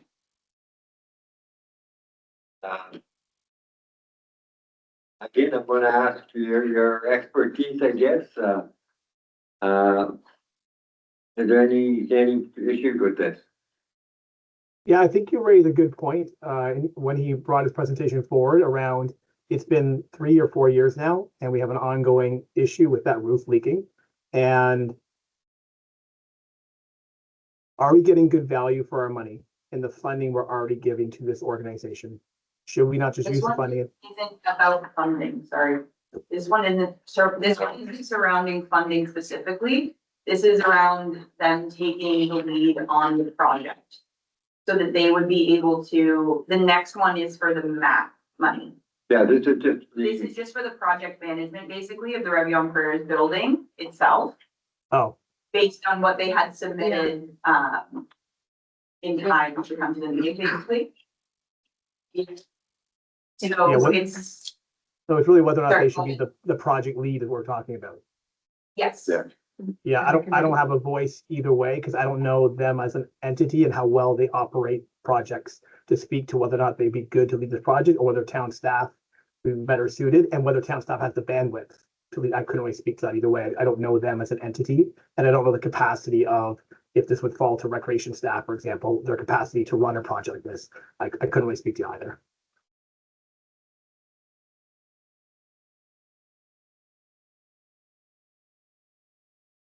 They like, on what they submitted, I made a bunch of communications that would make things a little easier, where they had kind of named me specifically as the person for the project, but while we know that I'm in my position, I would be that person, but should I no longer be in that position, it just like clarified who it would be based on like their job title, essentially, as opposed to having one specific person.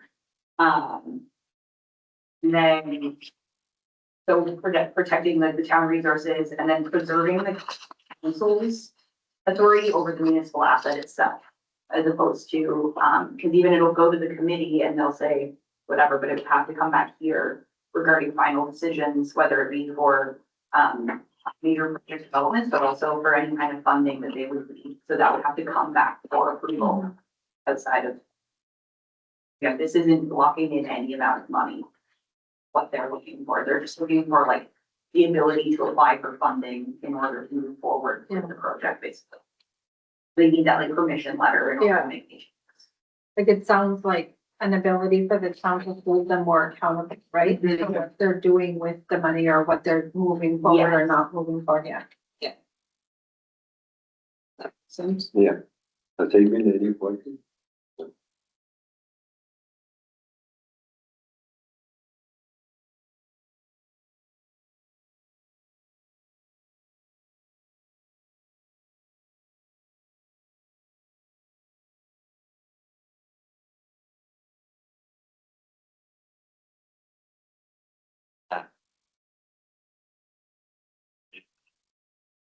Resolution 2026-161, be it resolved that the Council of the Corporation of the Town of Moosonee enter into a partnership with the Cochrane District Tourism Promotion Board for the allocation of the required tourism entity portion of municipal accommodation tax revenues.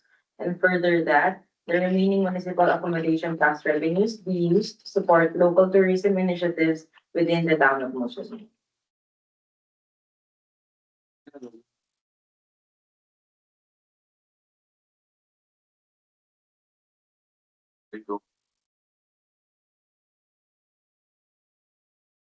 So.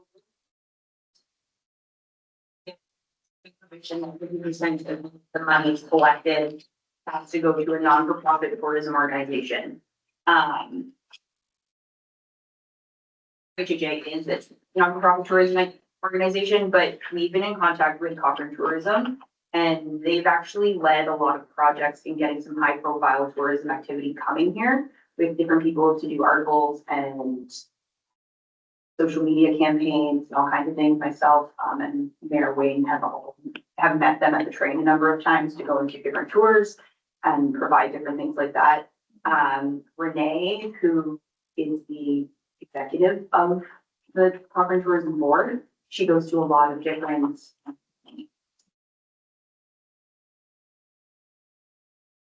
places where lots of tourism people come together. She goes to them. And so she's actually done a lot of promotion for Moosonee and Moose Factory and put together a tour where we actually have a dry run happening this summer for a tour group of 24 people to come up on the train with a tour guide and do a variety of things, Moosonee and Moose Factory. And she's actually been marketing that like on an international scale with her she works with. They do a lot. They do the, I don't know if anybody's seen the Cochrane magazine that they put out, it's quarterly. Where they just have like the Cochrane one. Yeah. And it's got like a map at the back and they actually have a few different pages for like Moosonee, Moose Factory stuff. That's all things that they've been doing without us being financial partners within that. So like they recognize the benefits of Moosonee, Moose Factory and what we can kind of offer each other with in regards to tourism. And a lot of their stuff revolves around marketing and providing things that we need and that we'll be able to see within our community to help.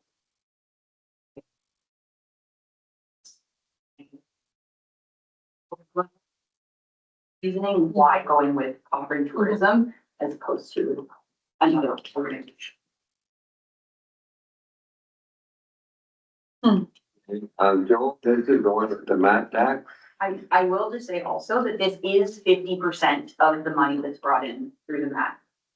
So like the other 50%, if somebody, so anyone who's like a tour provider or somebody who wants to start something up or a project, the idea is that eventually people could come and apply for part of that funding, help support other tourism initiatives here.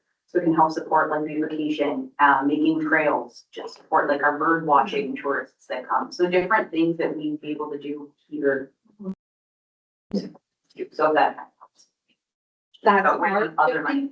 Yeah, so we get So our that's our 50%. 50%. That doesn't have to go to a not-for-profit.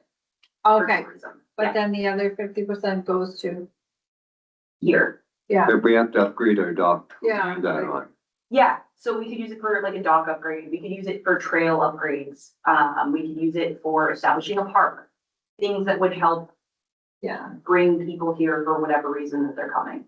I Fifty use or- burgers as an example, because we always have a ton of burgers that come through the office and buy lots. So Yeah, we know we have those kind of demographics that would benefit from having some of those things here, and that's something that we can do. And that's something that even Cochrane Tourism can help support us in too. We would just have to take that to their board if there was like some flexibility within the money that we're getting. Commit piece. We haven't had time to have a whole conversation, but like pros and cons, right? I'm a pros and cons person. Go ahead. Like, Good luck. okay. You know, like, so if you enter into a partnership with them. And then, I mean, we only have half our people here, but, I'm thinking about that 50. I'm okay. I'm often worried that when we get into partnerships, we always end up getting like the short end of the stick, right? And I'm trying to be more mindful of, okay, what is this? What does this really look like for us? And so Renee has actually said that they annually would be able to come and give a presentation of what that money went to. And like kind of tracking it and giving us like a report on what those benefits are so that we're able to see them. Among probably seeing and hearing about some of the other things that they do throughout the year. Okay. So there is like, we have had that kind of discussion surrounding like the transparency of like what they're doing with the money also, as opposed to just like, here you go. Yeah. Yeah. Like just, and like holding people accountable, right? When you say, this is what the money can go to, and then, yeah, Absolutely. that's the kind of things I'm trying to be mindful of. And then entering a partnership arrangement, what does that look like? Like, what would that?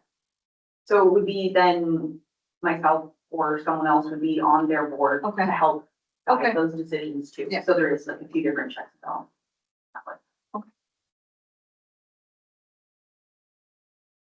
Well, I guess. I don't have any questions. I do like this idea. I do, yeah. I agree with it, and then I'm also looking at the other 50% of the money we're staying to town here. Yeah, that's what I. Yeah, so like my example is in Timmins, they actually at this point they have where you can, like after funds have built up over time, you can, there's an established procedure where you can apply to Yeah. use some of that funding. So whether it's for like Mosh Cup or something that you can apply to use funds to help support your initiative. So ideally, as funds accumulate, it is something that we can use to bring back things to our community. No wonder, I have to go reading it, talking about Yeah, I saw that. I, not really good for more. Yeah, and even like at the back of their Cochrane meeting, they have the map, so similar to what's over Yeah. here. But then they have a graphic designer that they work with all the time, so where we have lost track of where those things came from, so we can't just get it upgraded. We could, if things change, just update it and one. As opposed to trying to yeah. track it down over time and not knowing where the pamphlet was printed and having to start over again from scratch. They came to Moosonee and I did sit down and meet with them at a meeting. And another thing that they said they want to do, they want to promote all the local, they're based off in Cochrane and they want to say, okay, there's tours, there's accommodations, that kind of stuff And too. they actually already have a page for Moosonee Factory on their website, if we've ever gone on the Cochrane tourism, yeah, they have it, so there's accommodations, there's all, like, again, like, these are things that they've done because they know that it's beneficial to their tourism, that isn't through like a partnership and they've received no funding through that already. Sounds like something we need to get on to. Get on, like, right? So, Okay. Joel, do you have any input on that? Yeah, I had a lot of experience with the mat tax when I worked in Niagara Falls because we were like the largest mat collector in all of Ontario with over 100 hotels. So yeah, the benefit of going with a large entity like in Cochrane, right, is they can leverage a lot of expertise and economies of scale that maybe someone smaller like MRHH might not be able to do. But then in this context, you also have to balance that against like local knowledge and do we get lost and get the shorter end of the stick, as Councilor was saying there as well. So it's kind of a pro con, leverage their size, but do we get a full stake at the table, an adequate stake at the table? The other thing we experienced this in Niagara Falls as well is that we gave money, and then they never used it. And we got their financial statements every year from them, and it just showed a growing cash balance. Like, you guys need to actually use this money. So part of the agreement needs to be that we get their audited financial statements each year, right? And that we can question them on that and say, why is your checking account balance just growing in perpetuity? Because it did in Niagara Falls, and they had literally millions of dollars of unspent money. So we want to avoid that on our side. But yes, 50% has to go to a recognized tourism agency. I would suggest that what we should do each year is we look at the end of the year, what money we collected. And then in the January of the next year, we issue the payment for 50% of last year's money. We send that out in the next year. So whatever we get in 2026, we'll send out half of that in January 2027 to whoever this tourism agent entity is that we partner with. And to Tara's point, having someone from our team like on the board or at the table with them to be able to voice and represent Moosonee well is very important, for sure. I will just say too, that they are also quite small. They're a board, like, I think it's like 4 or 5 people, and they have one staff who's now recently hired as like a part-time marketing person. Yeah. I have a question, Joel partly answered this, and Sarah, should we put this for the 26th year, 26? Cause otherwise it's leave it open for ever or what? Well, really, we should have appointed someone in 2025, because that's when we started collecting the mat revenue. So I guess we can delay this, but whenever we do end up appointing someone, we'll have to take half of whatever we collected in 25, half of what we collected in 26, and give that to them. Because we've already been collecting mat revenue already. The reason I'm asking for the elections coming, maybe the other mayor and councilors, if they get elected, might not want to do this. If we put 25, 26 for the year of 25, 26, that might, and then they can bring it back to the table again on 27. And because the other thing is 50% of it does have to go to the not-for-profit tourism agency, so it could be a portion of 50%, and then another portion could go elsewhere, should be.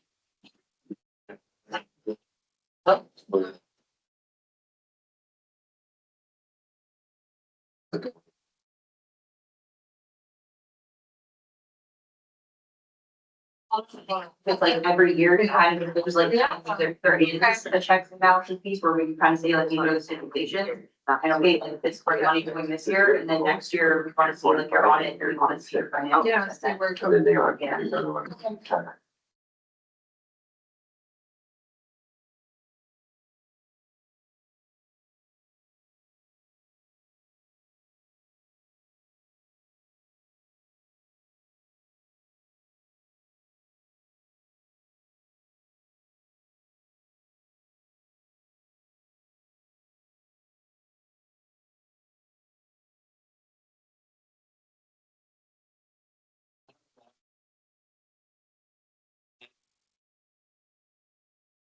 Sound good? So that, the new council can come in, they can decide what they wanna do, otherwise, I think we left it open. They're gonna figure they get it every year. And that might be not what the council wants, so. But everybody's happy still with that, and you moved it, Susan, you okay? Yep. sounds good. Seconded by Xavier. Right, no further discussion, well, vote on, all in favor? Opposed, carried.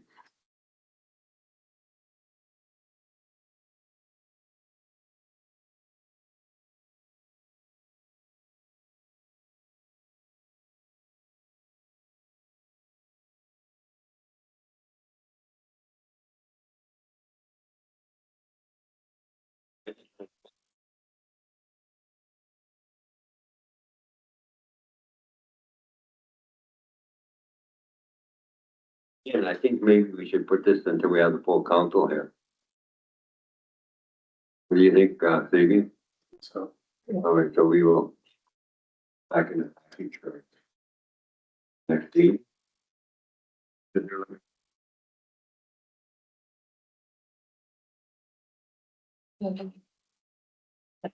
Or, you know, Yeah.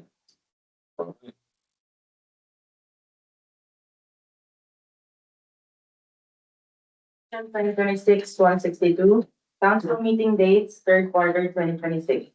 Be it resolved that the council of the corporation of the town of Moosonee approves the council meeting schedule for third quarter, 2026 as follows.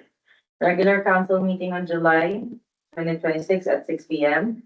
Regular council meeting on July 2026 at 6 p.m. Regular council meeting on August 2026 at 6 p.m. Regular council meeting on August 2026 at 6 p.m. Regular council meeting on September 2026 at 6 p.m. Regular council meeting on September 2026 at 6 p.m. All right, have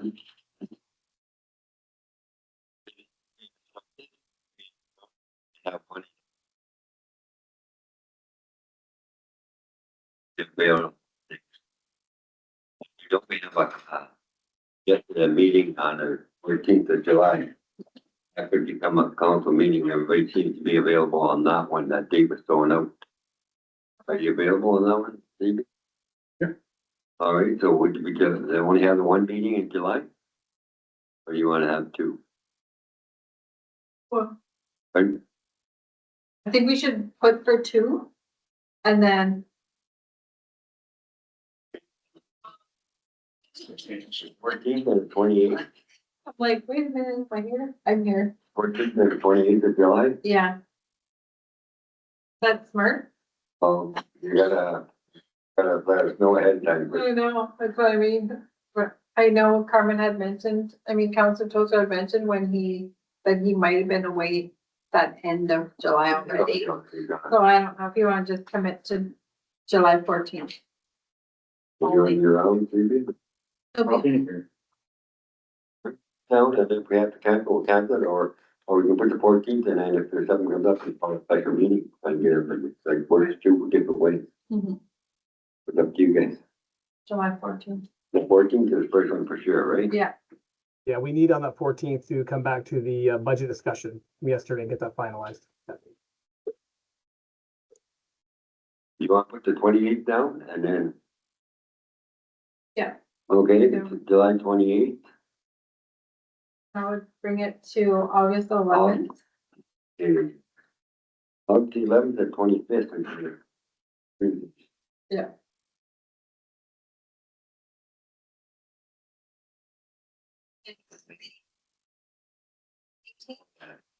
Can't remember. You mean ammo?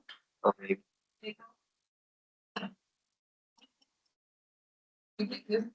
Ammo. What week is that? I think it's the 18th. 16th to 19th is AMO. Oh, there it is. I knew the 18th, but then there's something. 16th to 19th is AMO. I'll go try and find out date here. So the 11th and the 25th would The work 11th? for August. 11th to 25th, If you were good with that. 11th to 25th.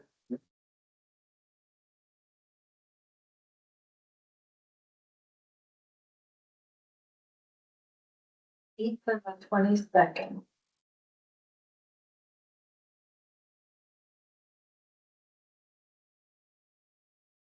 22nd, Fabian, any, Sorry, I had to sneeze. 8th and 22nd? yeah. Yeah. September. Are you free users? Yep. Okay, we'll put that down then. Second.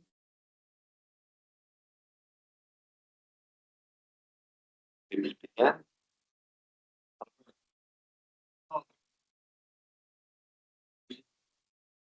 That would be scheduled.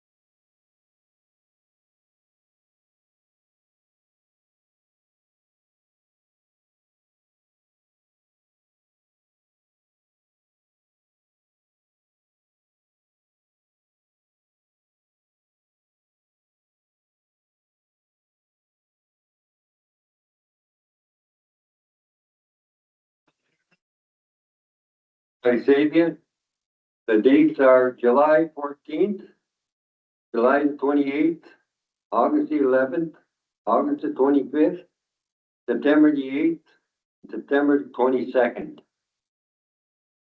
Did you get that, Joel?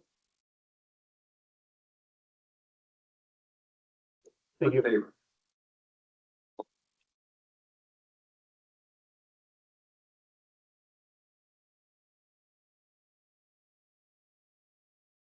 Yeah. I think we can get that one again. Like, Bylaws, property standards. Resolution 2026-163, be it resolved that the Council of the Corporation of the Town of Moosonee approves bylaw number 05/2026, being a bylaw prescribing standard for the maintenance and occupancy of property, and to repeal by law number 28/2013, being read the first and second time, be deemed to be read a third time and finally passed. Can I have a mover?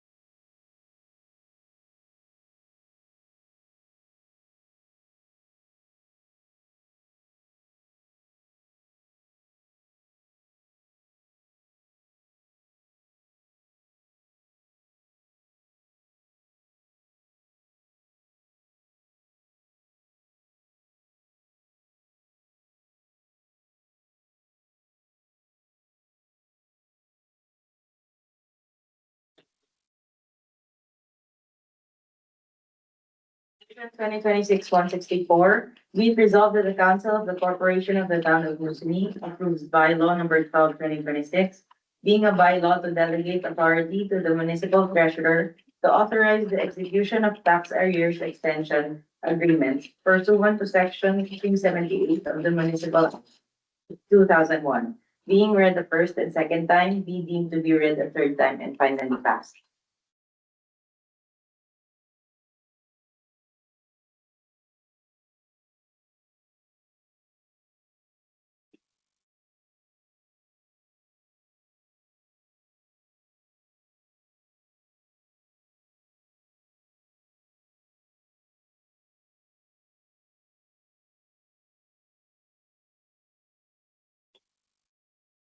I think 1, 2, 3.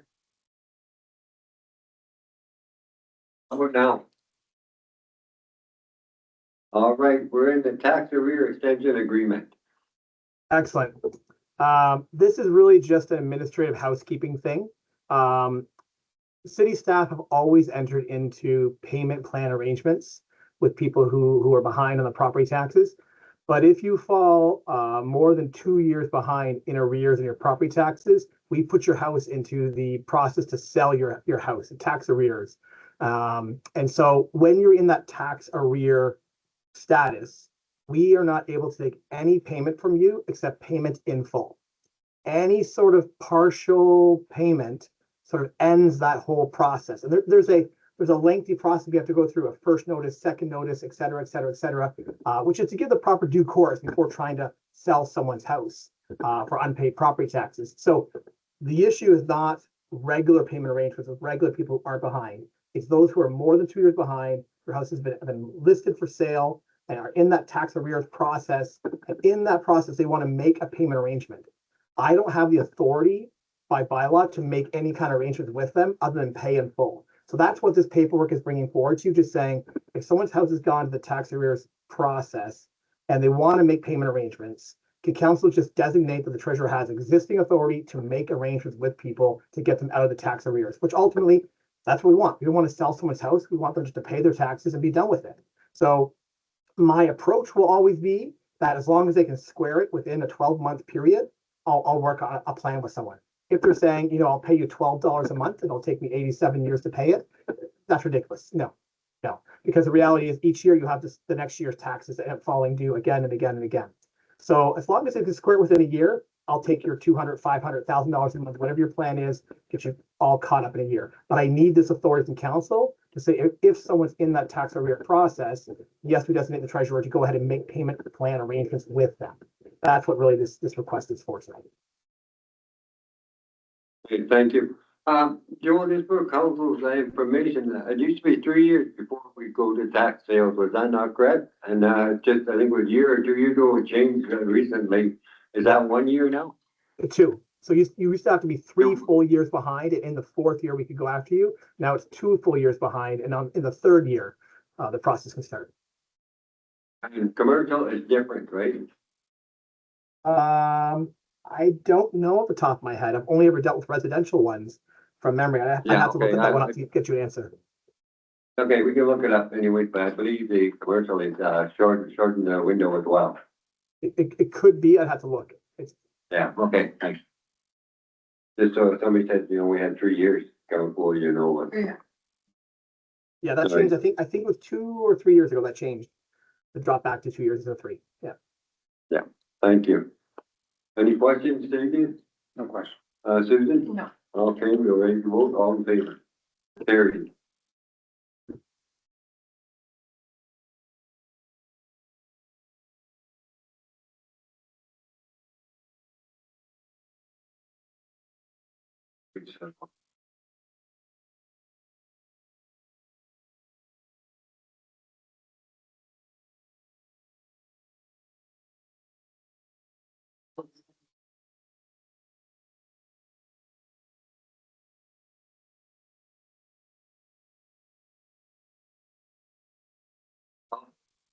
Are you going to be in camera or how is that going to work? And here, Yeah, I have the one more. It has to be like a closed session in camera because it's about an identifiable person. So it has to be just for council. but even if we're in closed session, somebody has to record, would phone be recording? No, it shouldn't be recorded in closed session. Is that what you're asking? We told somebody had to record and. It is recorded. No, It no, is not recording there. now, so you just pause it when we go to Yeah, closed no, session. no, I mean, who's going to be writing down in here? Oh, Shalom will be. Taker. Yeah, Shalom will Pardon? need to be. Yeah, Oh, okay. yeah. She's Sorry, acting. sorry. She's acting as the clerk or deputy clerk, so she can be in the room for sure. He's a deputy clerk. Oh, okay, sorry, I didn't realize that. Well, I know we got into couple days, a I'm couple like times. confused. I'm like, what are we talking about? Yeah, okay, I got to realize she was their deputy too, so. Yeah. They'll take the minute. All right, so we need a motion. Yeah. Yeah. Before we go off, we do motion to go with the camera. Yes.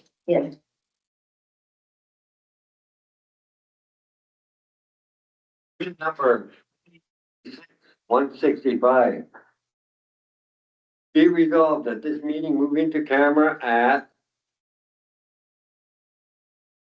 8:11. Matters about identifiable individuals, including municipal employees. Have a mover, please. Davian. Seconder.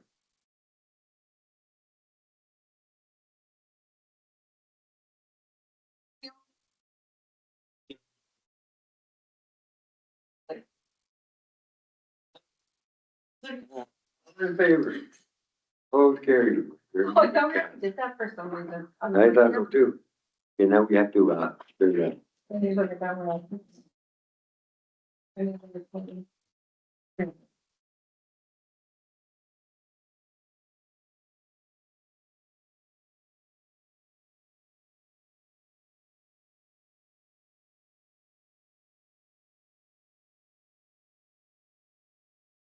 You should be able to pause the recording there, Shalom.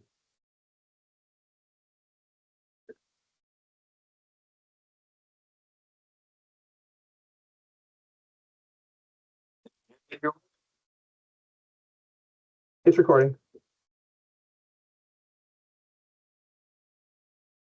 I can't hear you now, sir. Hear me now? Barely. Hear me now? Yes. I'll try it from here. Can you hear me? Yes, sir. Okay. Resolution 2026-166. Be resolved that this meeting move out of camera at 8:50 p.m. Can I have a mover, please? Susan moves it. Seconder, Fabian. Discussion to move out of camera. All in favor? Opposed, carried. We are out of camera. Okay, good. We need the symbol. Yes. Resolution 2026-167, be it resolved that the council of the corporation of the town of Moosonee appoints Joel Stately as interim CAO until the earlier of a start date of a full-time CAO, B, 90 days from today's date, September 23rd, 2026. If no full-time CAO is appointed by the 90-day mark, council revisits the topic. The compensation for this position shall be consistent with the most recent acting CAO, effective May 18. Vivian moved to seconder. Susan, moved by Vivian Nakpi, second by Susan Hunter. Any discussion? All in favor? Was carried.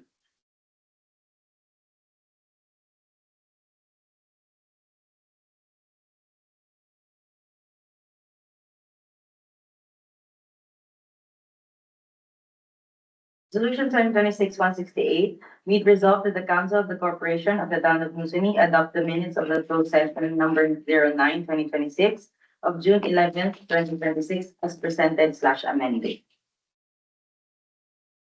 Have a mover, please. Susan moves it. Vivian Nakpi seconds it. Discussion on the minutes. I accept them as presented.